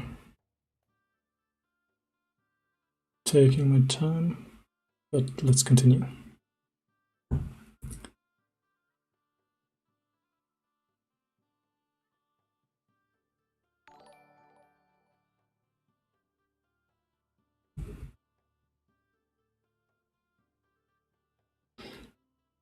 So this mouth is very flat, so let's give it some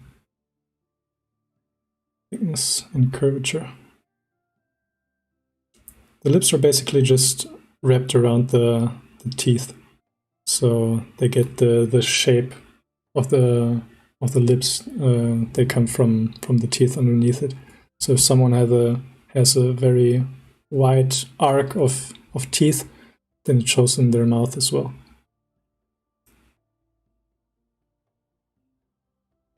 Yeah, it's becoming more like Homer Simpson. Creepy version of Homer Simpson.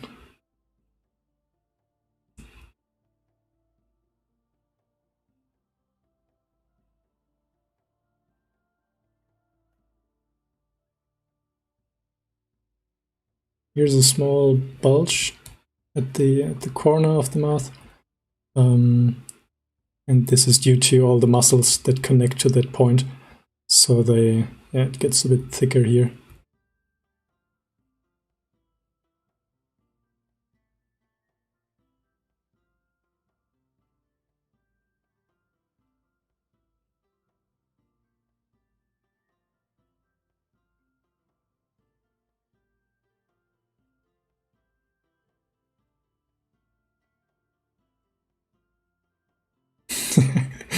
Sorry, Ninth Jake. I hope you can still sleep well tonight. And yeah, I think I will add the nose next, just to make it a bit less creepy. First, let's clean up the eyelids a bit.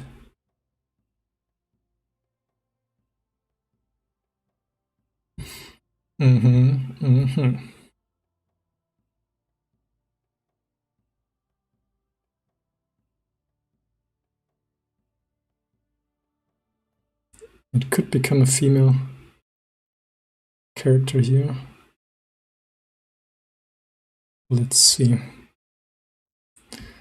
So normally I would add another sphere here to block out the nose, but I think I will sculpt it straight onto the mesh, just to make it less technical for me.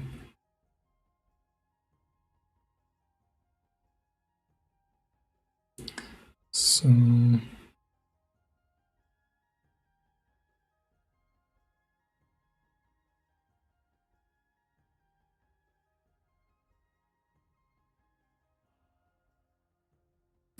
feel like a surgeon right now that is doing plastic surgery.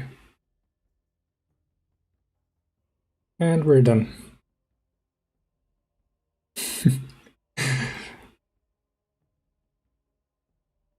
Donald Duck, yeah. Now it looks more like the penguin. But the lips are proper, I think.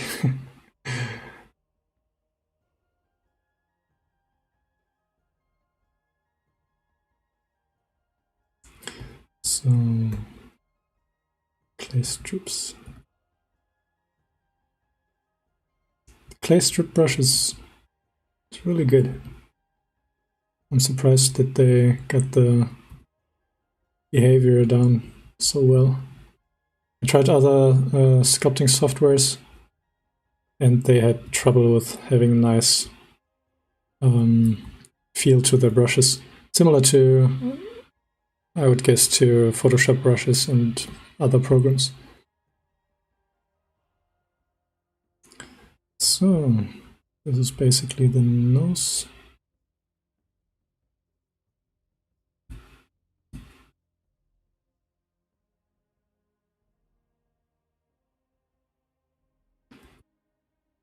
Give it a bit more width.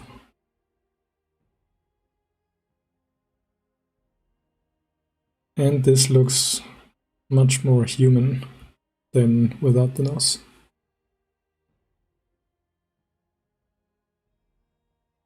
Yeah, there are some tricky views for certain features, and for me the side angle of the nose was really hard as well. Like at what width and depth is the connection to the lower lip, and how far deep goes or how far back does the nostril go. So yeah, tricky things to learn.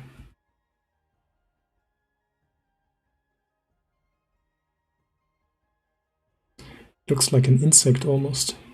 That's at the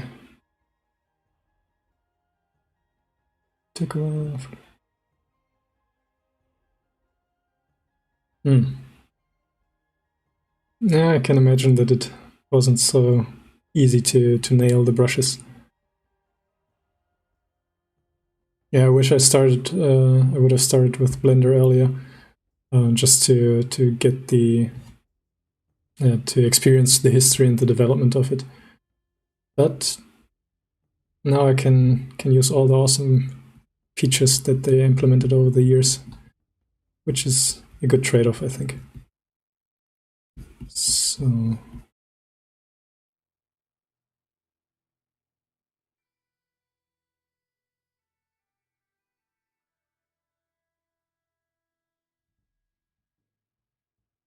what I'm now basically doing is to fill up the space that I carved out earlier, and this will define the silhouette of the head from the front. As you can see, if I turn it off, then the silhouette is quite different from when I add the muscle here. So that is one of the defining muscles of the head for the rough silhouette.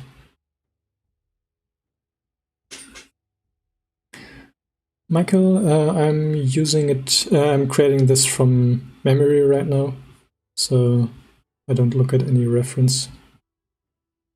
But I should actually use more references in the future, especially when I study. Because, yeah, what's the purpose of studying, right? I'm not doing a study if I just draw a sculpt from memory. So it's still good practice, and it's a separate skill, I would say, to draw from imagination. But everything informs everything else, so there's no no separate thing actually. But yeah, I tend to make most of my stuff from memory, but I think I could progress a lot faster if I properly study from good reference.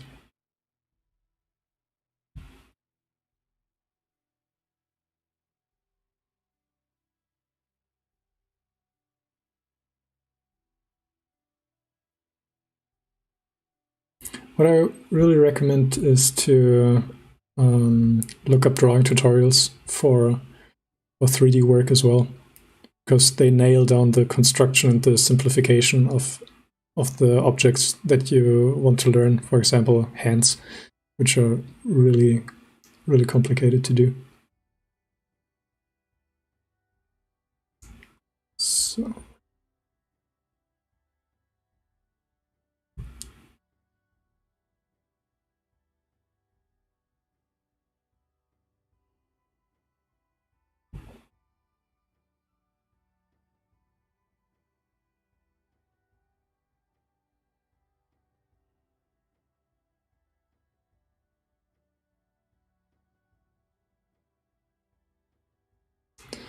I'm just trying to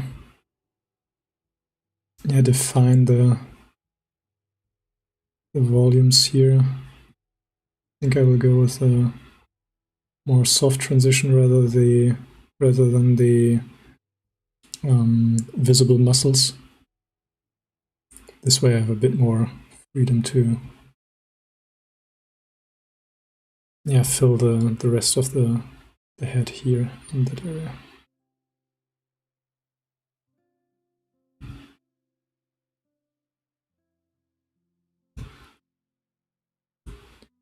Let's inflate. I want to close that one here. Stroke.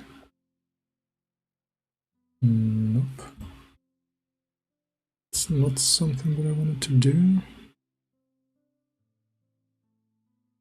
Stabilize stroke off. All right.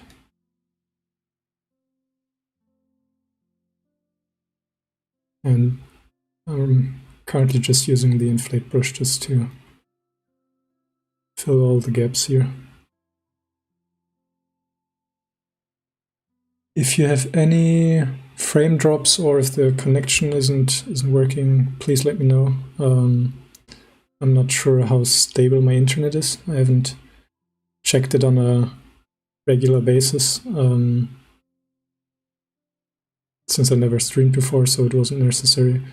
So if you experience some quality drop or something like that, then yeah, let me know.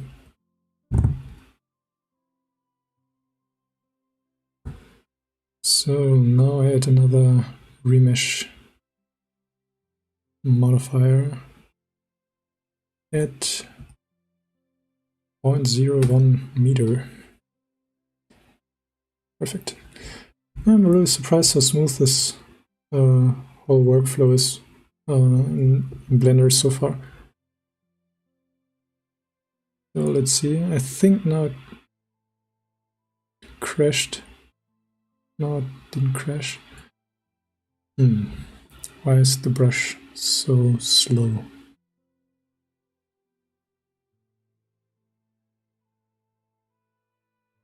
Thanks, Ruthrick, for the feedback.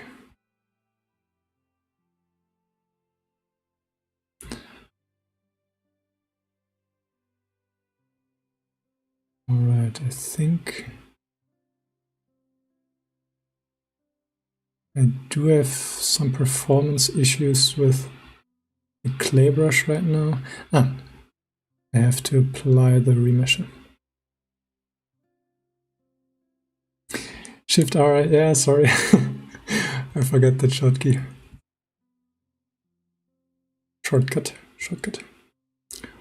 So let's turn off wireframe again and the brush section.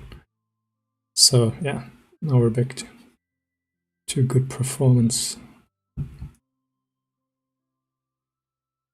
So this is starting to take shape, which is really nice. Thanks, Joawar. Yeah, these little things.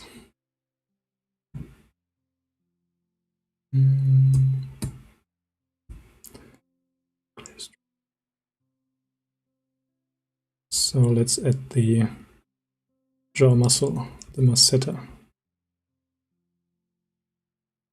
and it connects to the corner here of the jaw and fills the rest of the space in here. Apply.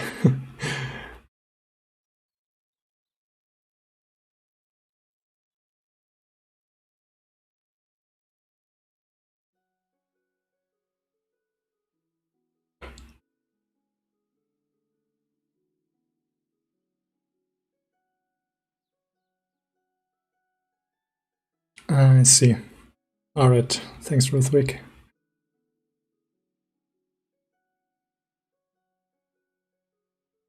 I will try that in the next stage.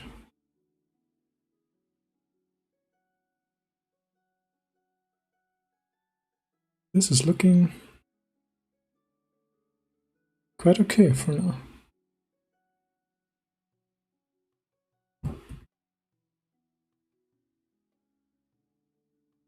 Let's try how it looks when we carve in here.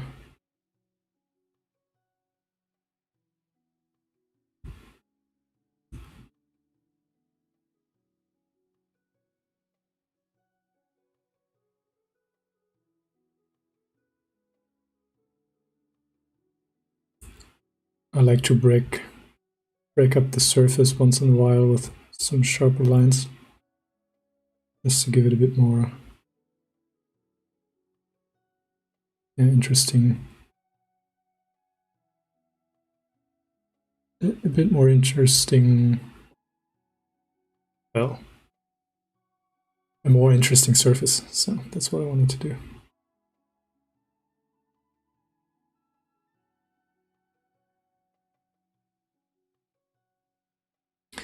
I say that the damn standard brush is way better than the draw sharp brush here, at least for my purposes right now. Draw sharp. Let's see if we can radius, hardness. Nope.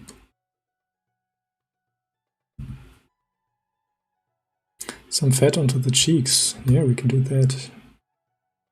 Let's add another muscle that goes from the corner of the mouth right behind the jaw muscle.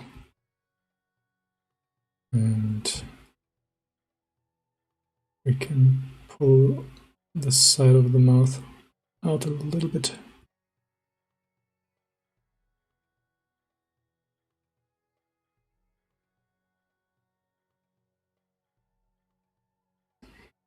Crease brush, let's see.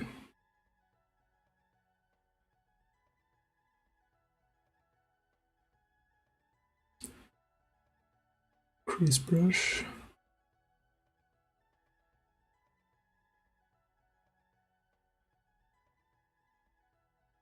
Alright, so the crease brush pinches the surface. Yeah, I think I will save that for later, because with the pinching, I would need to remesh the model more often, since the topology gets stretched. So maybe I will use that later. But thanks for the suggestion. So.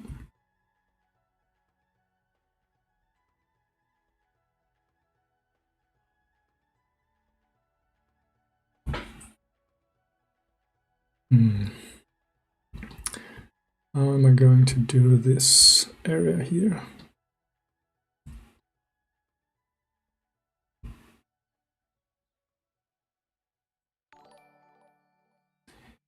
Jagglebones is now following. Thanks a lot.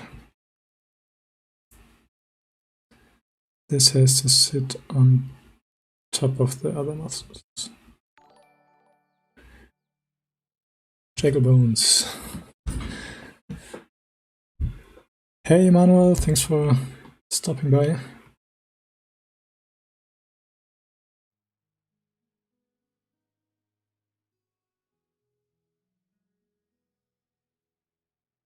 This feels like it becomes an older demon character.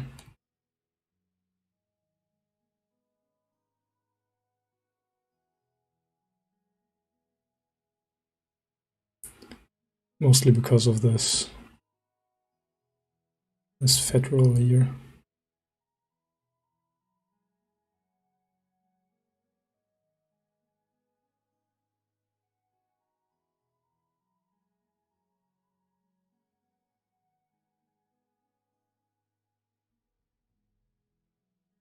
Hey, what a coincidence.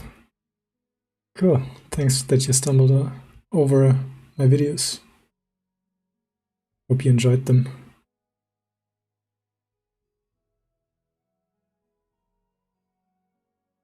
Alright, let's add a bit more definition to the lower part so we can connect the rest of the muscles here.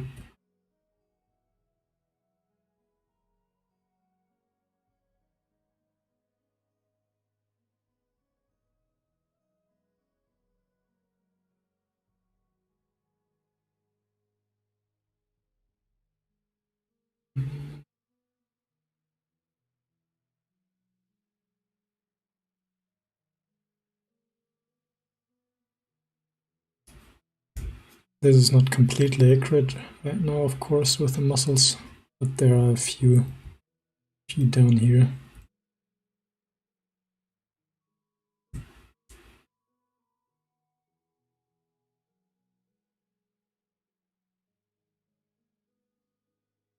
Let's just sharpen the edges so they separate a bit better from the rest of the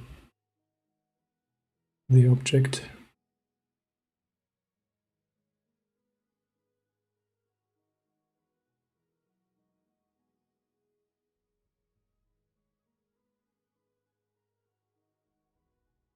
So far, I'm quite pleased with how the sculpting in Blender works.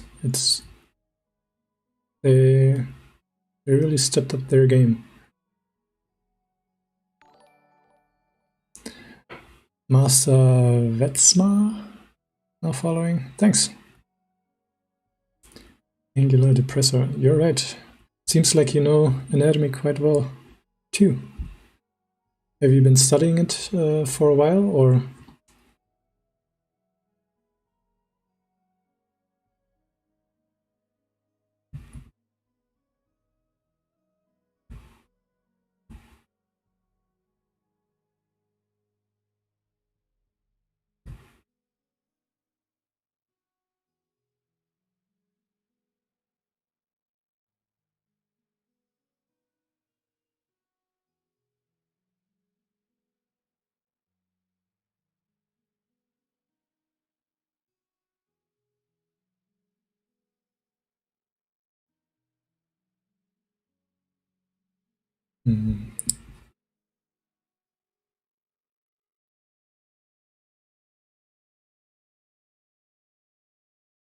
Yeah, it's a never-ending journey to study anatomy.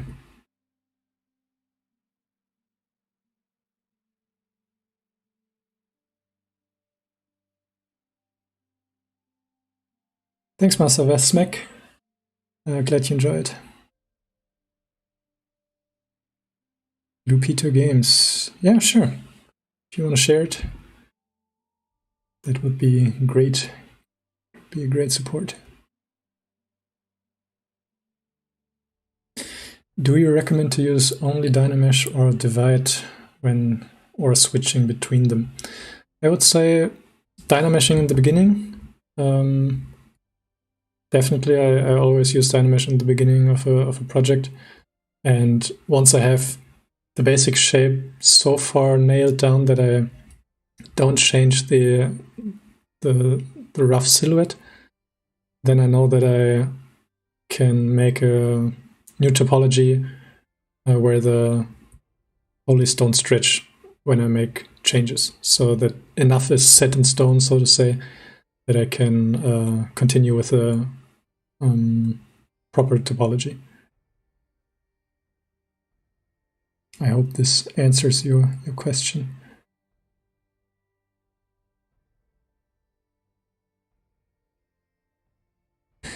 Facial expression, the anatomy for sculptors book, that is really good. I studied that a bit as well. We have a library at school where I was able to borrow it for a while. So yeah, they have some amazing, very informative illustrations in there. And it's really aimed at sculptors, which makes a difference. So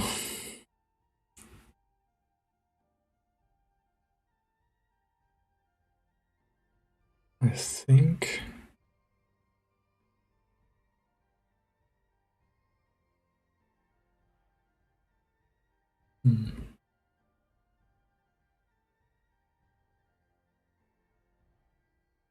I'm just trying to figure out what the design of the more or less Ecorché-like character will be.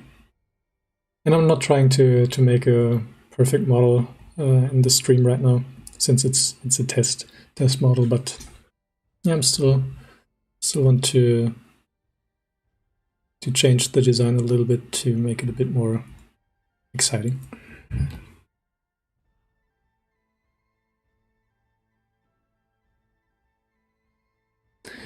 Master Vesmek, what is my opinion on the differences in ZBrush and Blender for sculpting? I think that if you want to focus purely on sculpting, it's better in ZBrush, since they streamlined the process like really well, and you can quickly change from one tool to the other very intuitively.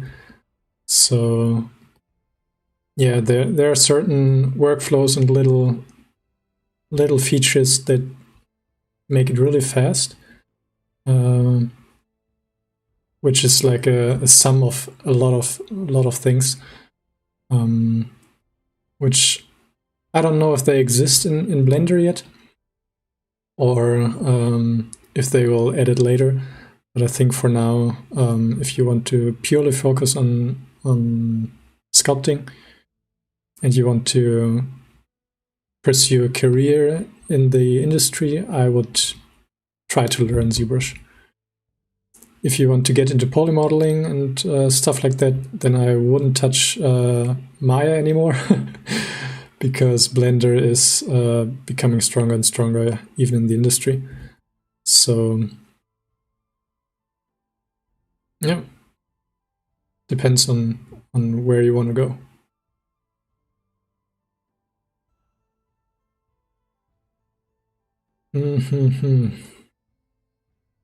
Still trying to figure out the design.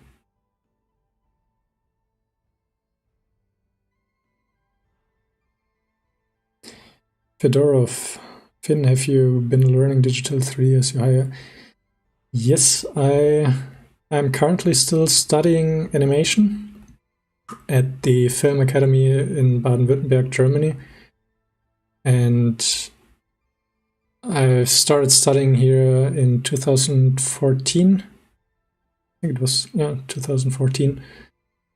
And yeah, the studies there are a bit different than they normally are, as far as I heard, since we don't get any courses in programs or get lessons in drawing and stuff like that.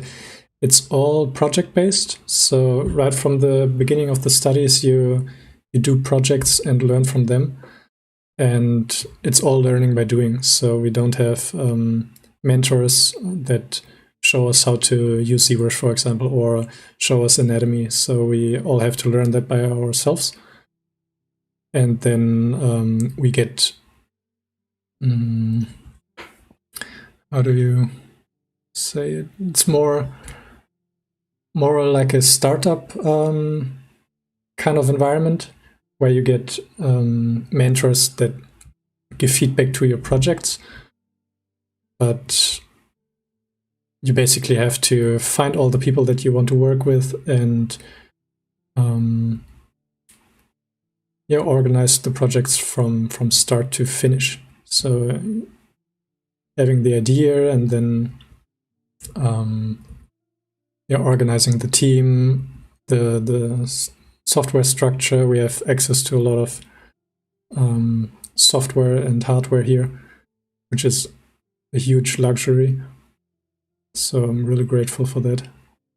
But on the other hand, we have all the responsibility of the project as well, which is, I think, a really strong part of the school, that we have the ability to create our own structures. For 6 years, yep. 6 years now I live here, but I did a gap year in 2017. I took a break for a year.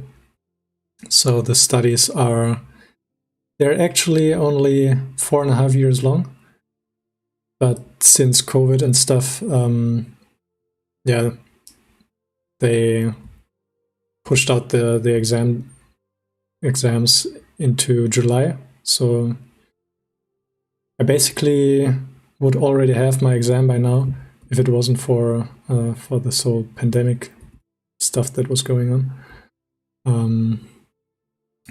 But yeah, now I'm still studying and have a bit more time to finish my diploma project, which is an animated short film. Stylized one, not a realistic.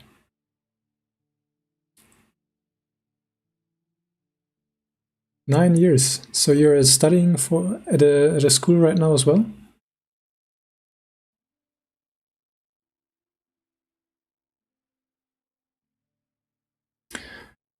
Joan 96. They use Maya most of the time still.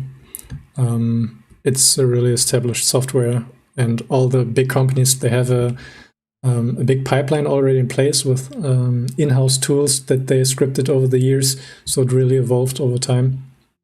And this is what makes the switch to Blender hard, that you have to redo the whole pipeline tools. So most of the studios still stick to Maya, especially in the animation industry. In VFX, now they use way more Houdini, which disrupted the whole industry a few years ago. So if you want to get into VFX, then I would recommend to go to Houdini. And if you want to go to animation, then yeah, use Maya. There are the most resources out there for Maya. So, and by the end of the day, the software doesn't matter. It's still a tool. It depends what gets you excited and what is accessible to you.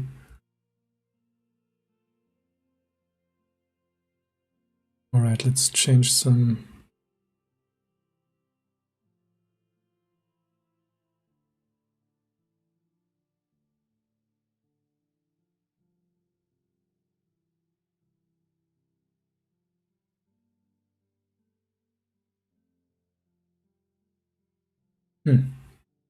All right.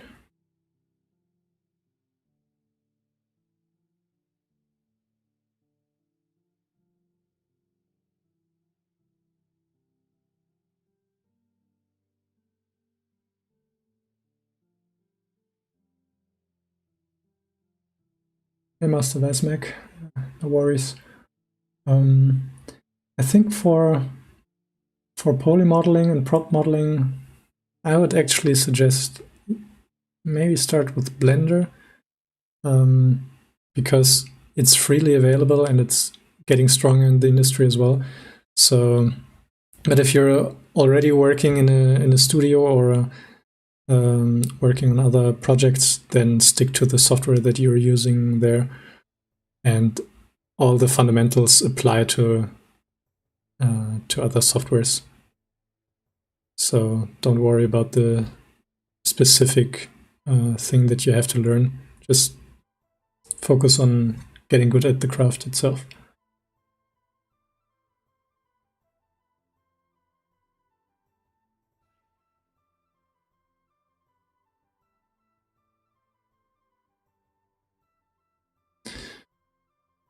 So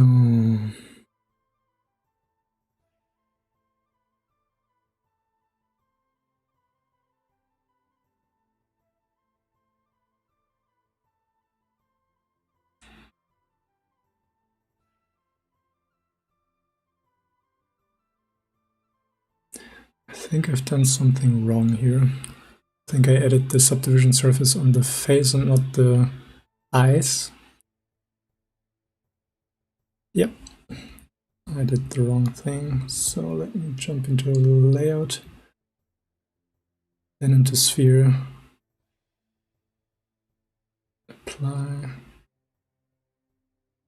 subdivision surface, and apply. So it doesn't look like an insect anymore. I don't know, it was a creepy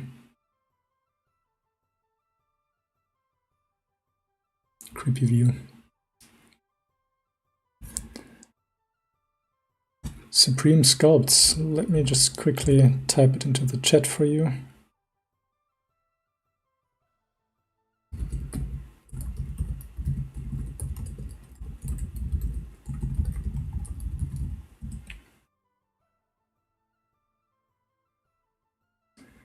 Performance. Ruthwick, crash time. It's nice that you stopped by, and I hope you enjoyed the stream. If you have to sleep now, so yeah, thanks for joining. How can you rate performance so far? I think it's a bit slower for certain functions, but so far it's holding up pretty well. I mean, I'm not going into too much detail right now. So yeah, my poly count right now is at 300,000, so it's not too much. Multi-resolution. Yeah. Thanks, Michael. I think this is what I will do next. But first I would like to add the ears. I have no idea how I can reproduce my workflow from ZBrush here, but let's give it a try.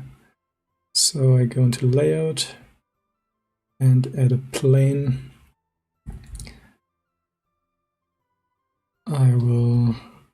rotate it on the y-axis,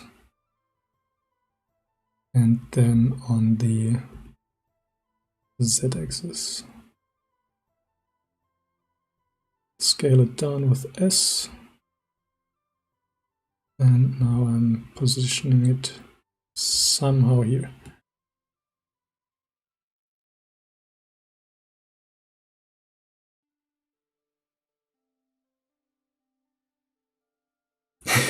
Ruthwick, yeah, I was scared that it would crash as well.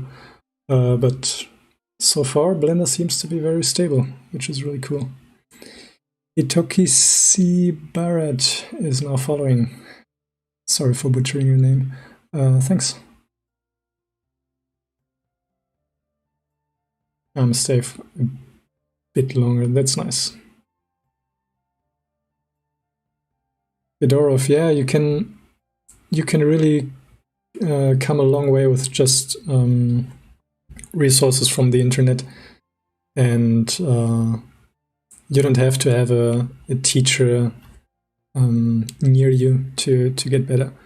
I was sitting at my room for like 4 years, I think, before I got to my university, and I learned everything through YouTube videos and yeah, Google Images and stuff. So I think there was never a better time to learn on your own than today.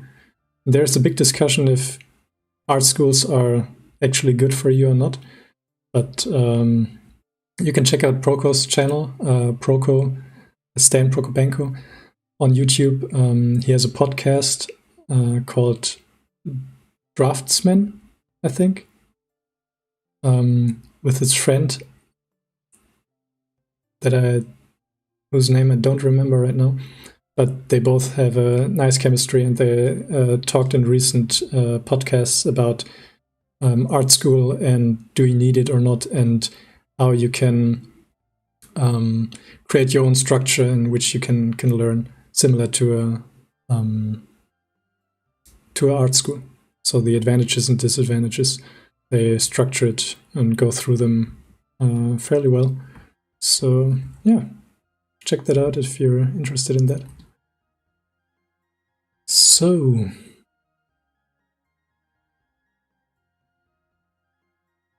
Marshall Vendrum. Yeah, that's right. Thanks, Master Vesmek. Super cool podcast, yeah. I really like the two of them. I actually met Proko last year at the Lightbox Expo in Los Angeles. And yeah, he's a super funny dude. I was just talking to him for a brief moment, but yeah, he's nice. Great guy, and really passionate about illustration and teaching especially. So let me stop pushing this plane around here and add a multi-resolution modifier. Just want to see how far I can push it. Nope.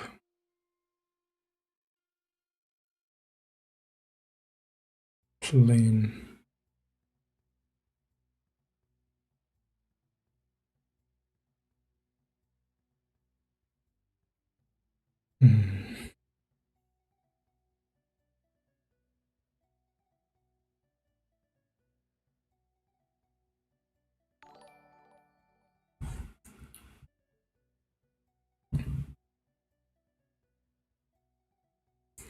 So set the word. All right.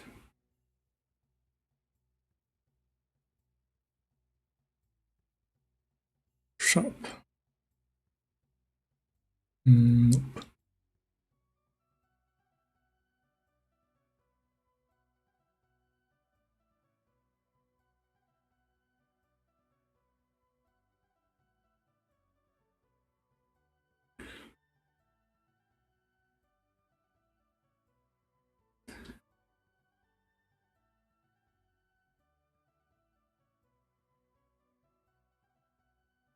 Ah, now I see. Pretty simple. Thanks, Fred. Yeah. Normally I would have a small menu down here or something like that, where I could toggle between that. Sirek228 is now following. Thanks. So let me see the wireframe. I have to apply it, that's why. All right, let's do it again. Multi-resolution, subdivide, subdivide, subdivide. And let's see if the wireframe is not showing, sadly. But I think it should be sufficient.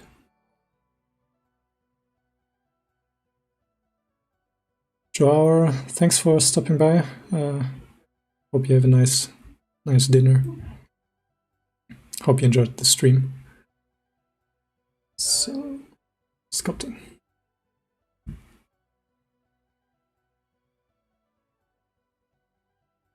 Let's see, turn off symmetry. And let's start with the ear. All right, I can still subdivide it one more time. And let's establish the outline of the ear. I will make it a bit pointy. Here it goes into the ear.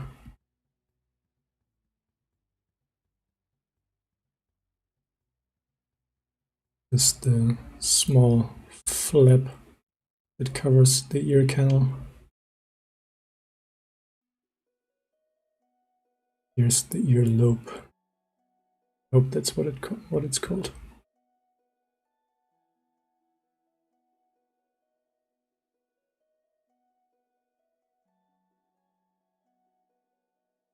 It's a bit rough, but that's fine. Smooth everything out and get the draw sharp brush out.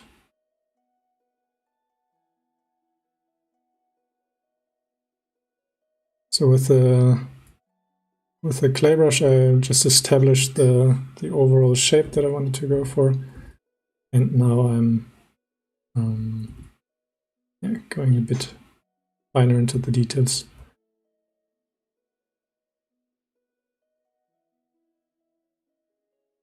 Separating the different planes. Shift Z. Thanks a lot. Supreme Sculpt is now following. Thanks for stopping by. Shift Z, perfect. Normally I would do it with Shift F in ZBrush.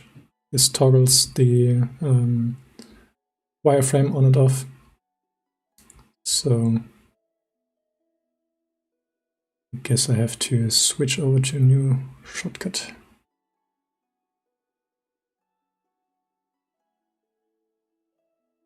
I see.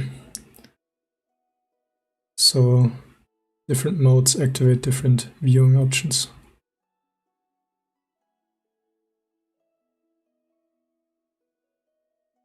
So let's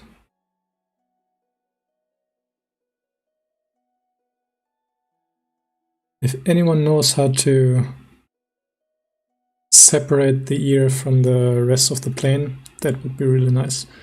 I'm thinking about something like the polygroups in ZBrush that I could then separate somehow from the rest of the mesh to delete the surrounding polygons that I don't need.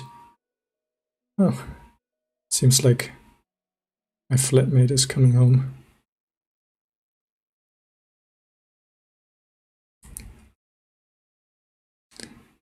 So here you can see the performance boost that is possible when you have the subdivision levels on. Because when I rotate the view, then it jumps to a lower subdivision level. And then it jumps back to that. So, yeah. Go to the face sets brush and paint a face set. All right, let's do that. So let's go to layout, apply that. Draw face sets brush. All right, I see. That looks very similar to the polygroups. And it's interactive. That is cool. In ZBrush you would normally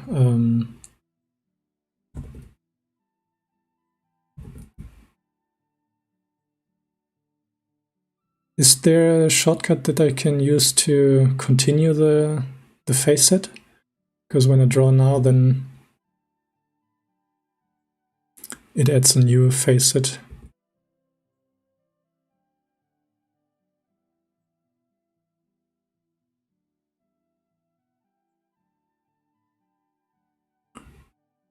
Control just deletes the rest of the, or yeah, deletes the face that set that I drew. Maybe I try to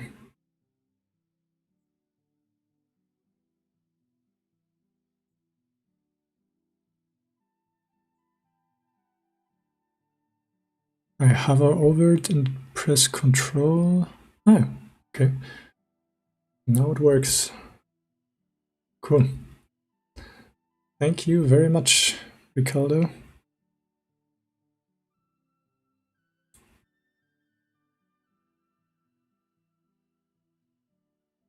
So now I can smooth the border here. That's something that I noticed before, which is really nice.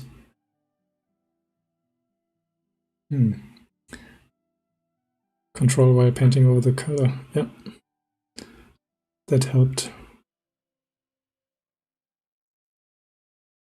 What I really like, what I just noticed is that when I smooth, it only smoothes the border and not the geometry inside or outside of the border, which makes it really handy to clean up the border. That's a nice feature. You don't have that in ZBrush.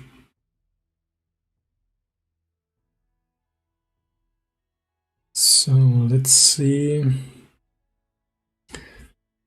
Can I just jump into layout and somehow select all?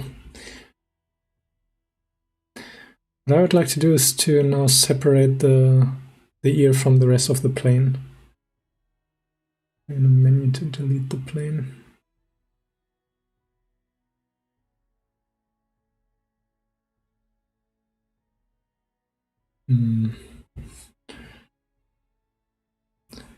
Face group. Does anyone know how to separate the face group? That would be, or the face set, sorry.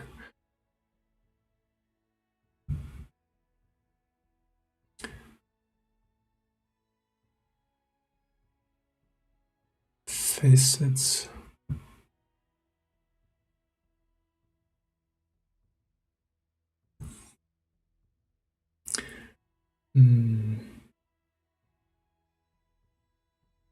Select faces and press C. Nope.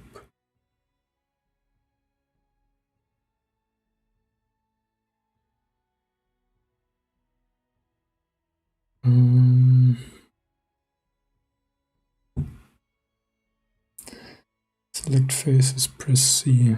Alright. I'm not quite sure how to select just the face set yet. Let me see if I can.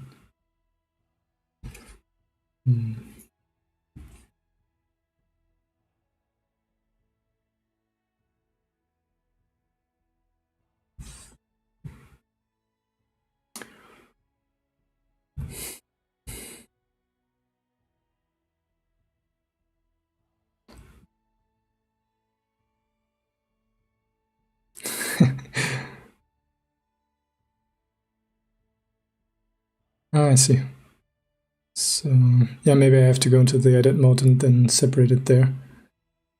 Yeah, Mo, This is the thing with the new features, that it's like still evolving while we learn it. So, which makes it sometimes really hard to stay on track, because once you learn something, then it has changed already. Okay. Let me change the placement a little bit.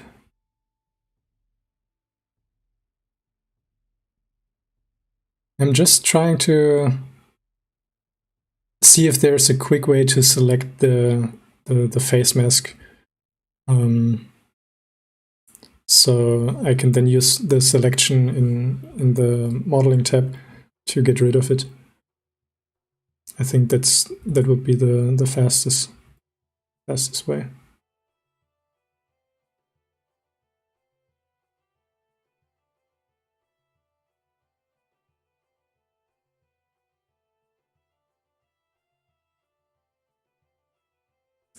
Let me quickly take a look. Blender, select face mask.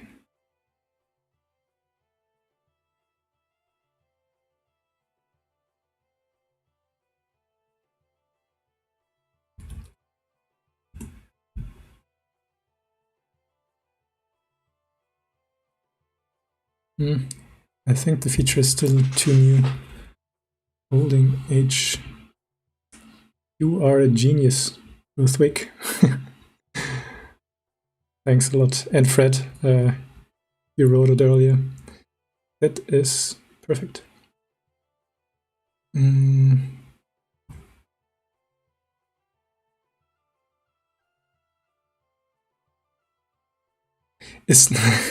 Sorry for all the questions, but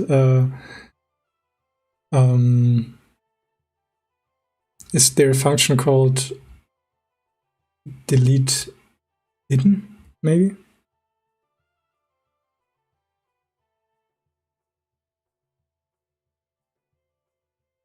Let's see what if I'm... No. Huh. The plane is still there. So can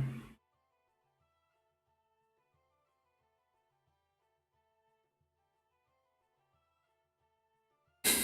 delete hidden, sorry.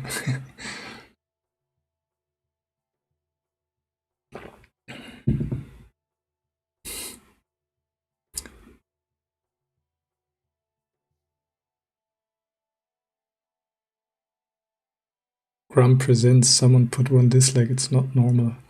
It's fine. There are always people that don't like the content. So glad that we live in a world where we can choose the content that we want to watch and enjoy.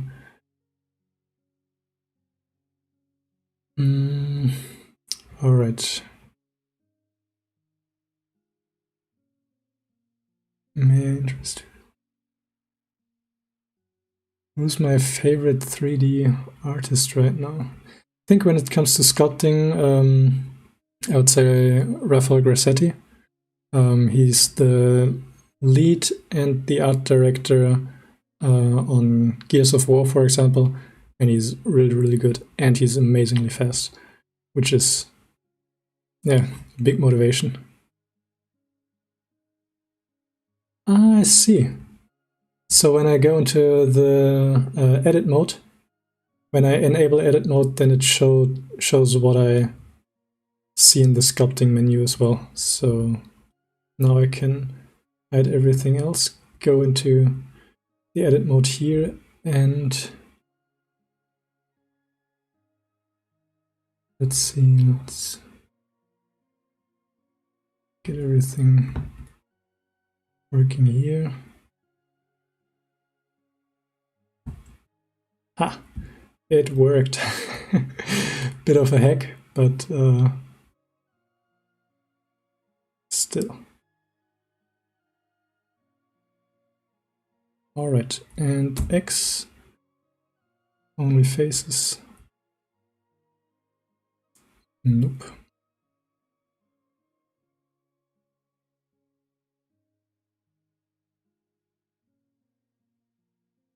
Yes. No.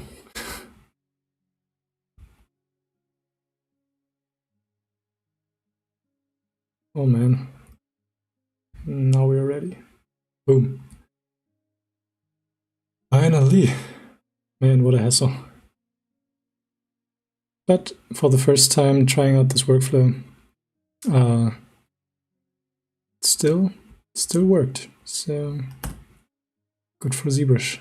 Good for Blender. God, confusing these two. See if everything's done. All right.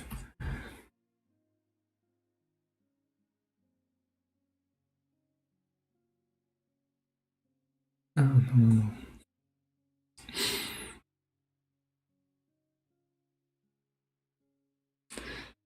Nope, I used the wrong modifier. I used skin, and it seems to be very performance heavy.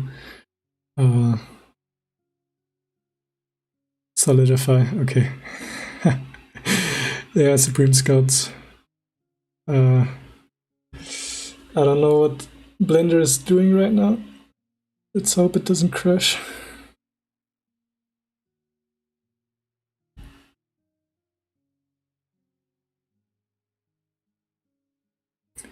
Grum, I'm not sure what you mean by clay that tear.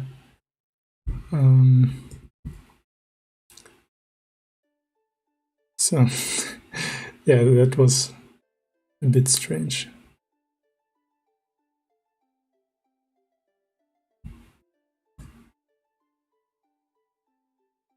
Let's give it some thickness. All right, that looks good. Let's apply it and jump back into sculpting. Cool. So now I'm trying to use the Shift R.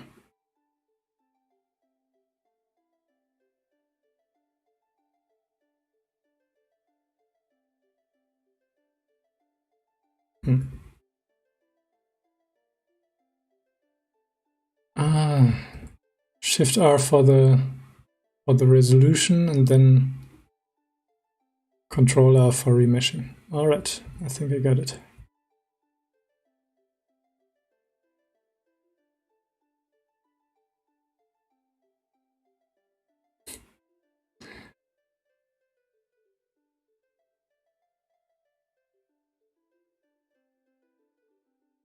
Yeah, Rithik, I think that's the way to go.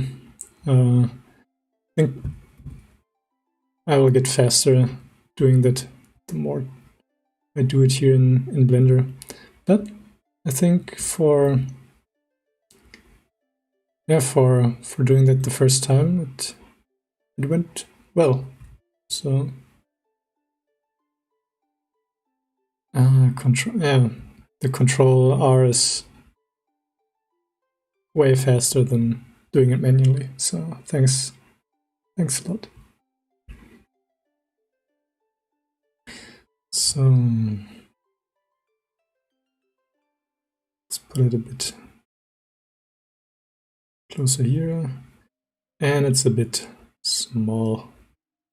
You can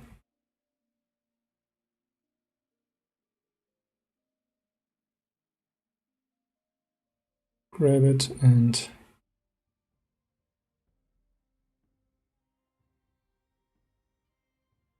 oh, that's a bit too much. Yeah, so I think that's fine. Thanks, Ruthwick. But we can do it a little bit better, cleaning this whole thing up.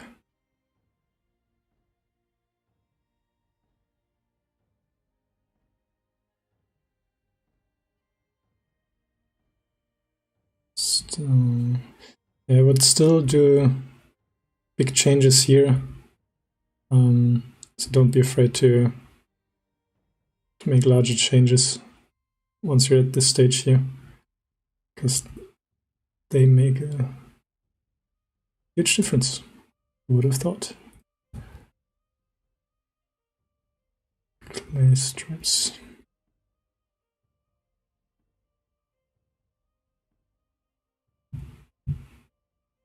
Okay, holding shift, just like it slows down the translation and scaling and stuff, I guess.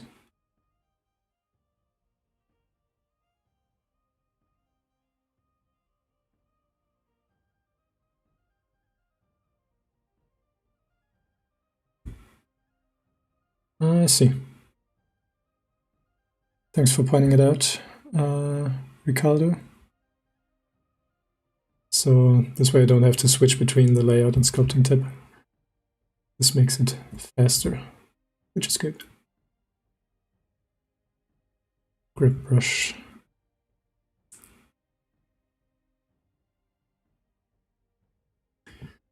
Nope. Nope. Here we go.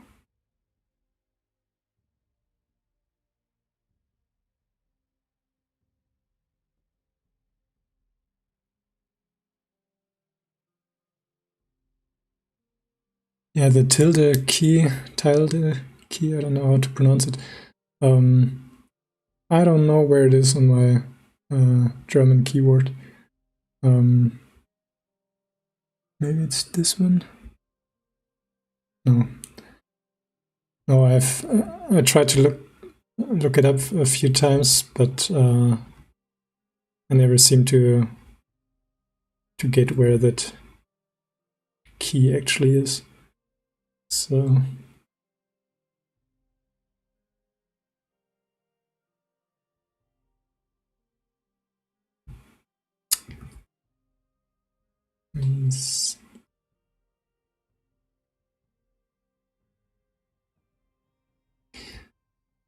I think this is good for a test. Let's inflate the earlobe a little bit, just to give it a bit more thickness. Yeah, that's proper.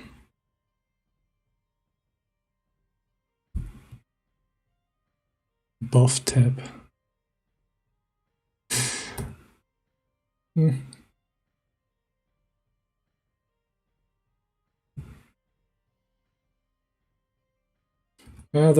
This key doesn't seem to work above the tab key. Yeah, I don't know. It's actually not that different. The whole layout is quite similar.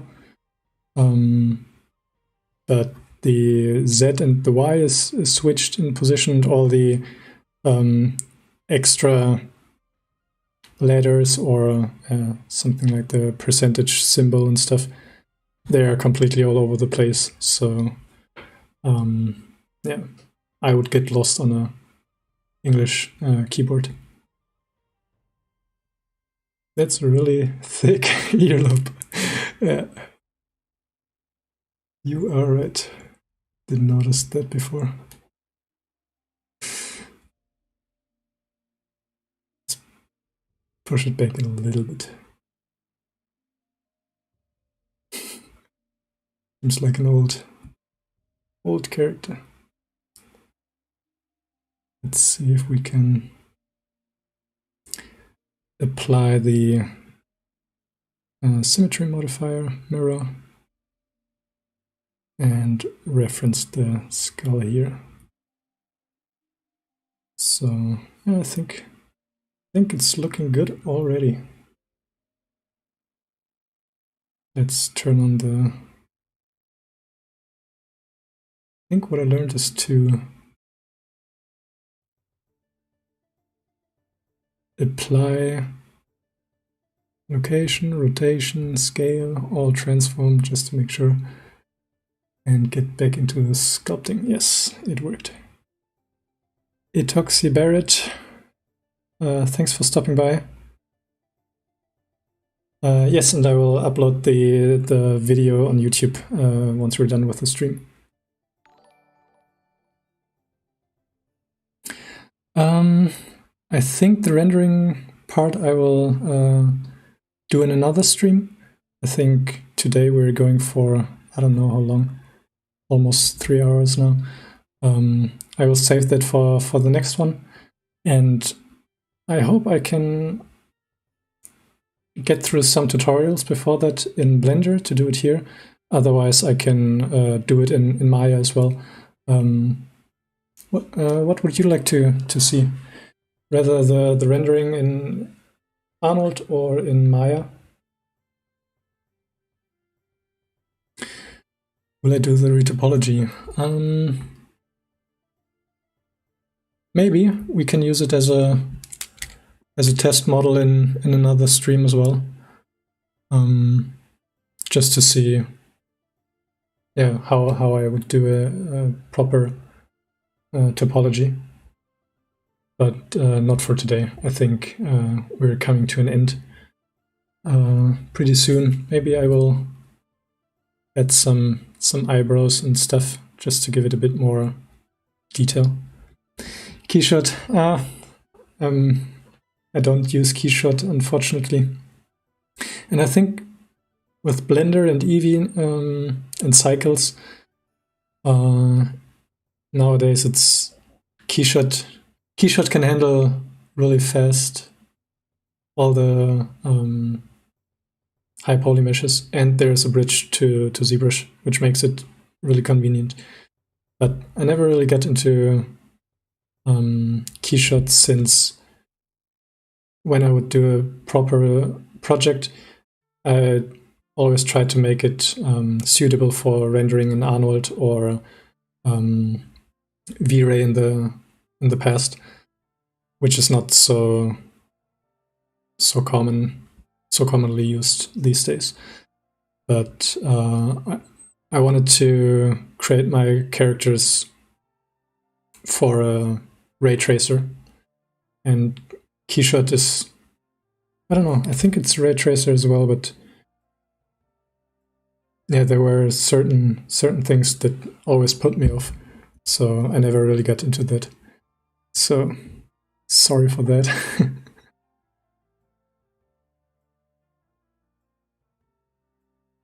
If I do that in Blender, that's what I was trying to say, is that I would do some test renderings in Blender on other things, and then we can do that stuff on stream as well. So I'd like to do that with you.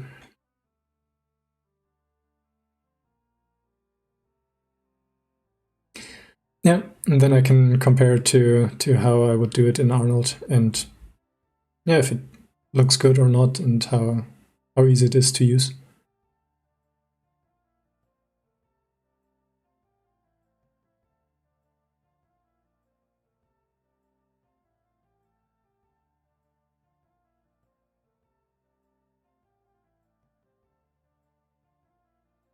Okay. All right, the tilde key, trying it out.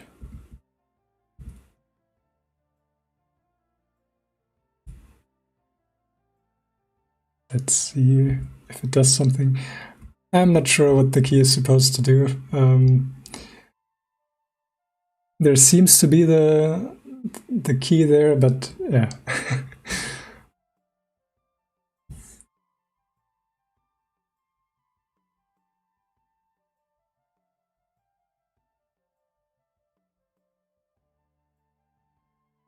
Flip Normals is a really great channel.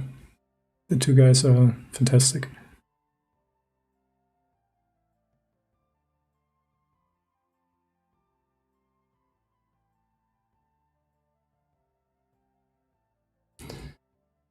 So let's... It has something feminine to it. I'm not sure if my eyesight is broken, or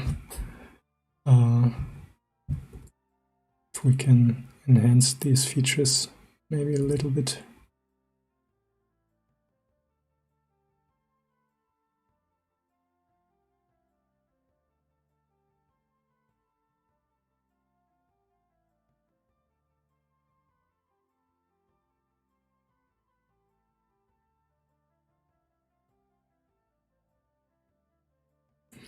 and not so feminine from this side. But yeah, I think it's good for now.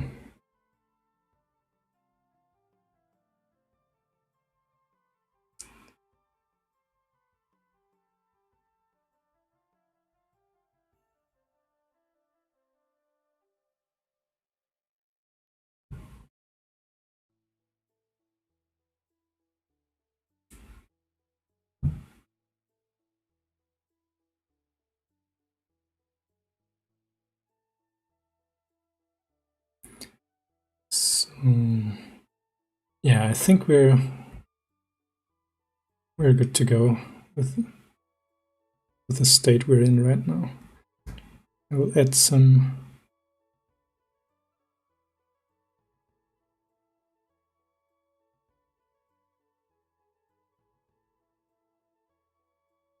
eyebrows just for fun, to bring the face a bit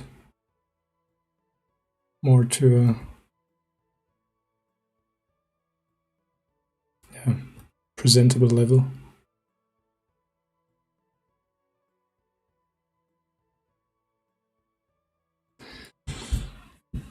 So yeah, I think I will call it done for today.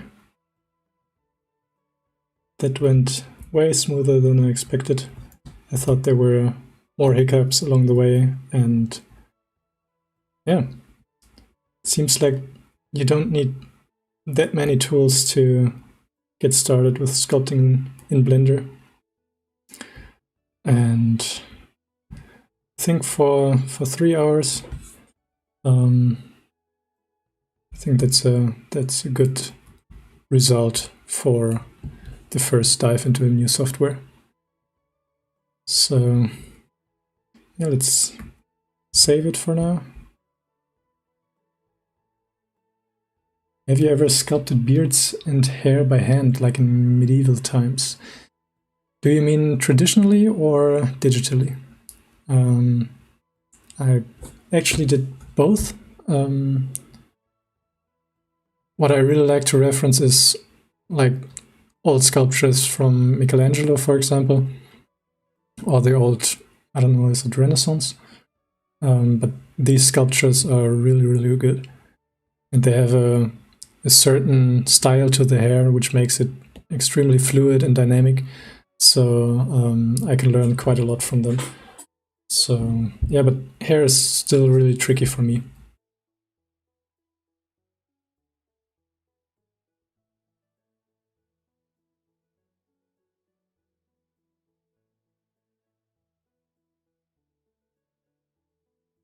Thanks, Ruthwick, for stopping by. You saved me a couple of times, so thanks a lot for the tips and tricks. And yeah, so I think this is it for today. It was a lot of fun to do that with you and to share that. And there will be a lot more streams to come. So yeah, I think we have still a lot of projects that are exciting. I planned some stuff out for future streams as well. And I'm always happy for suggestions from you, what you would like to see, for example, the rendering part and the retopology and stuff. And yeah, I'm really excited for the next streams. I hope you liked it, and I hope you learned something.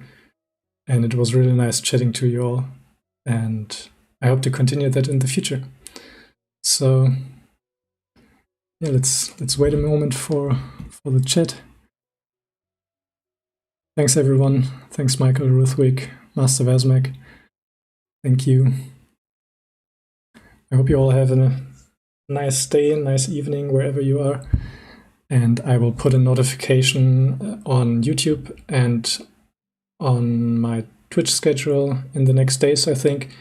Probably I will stream next Sunday again, since I have a busy week next week.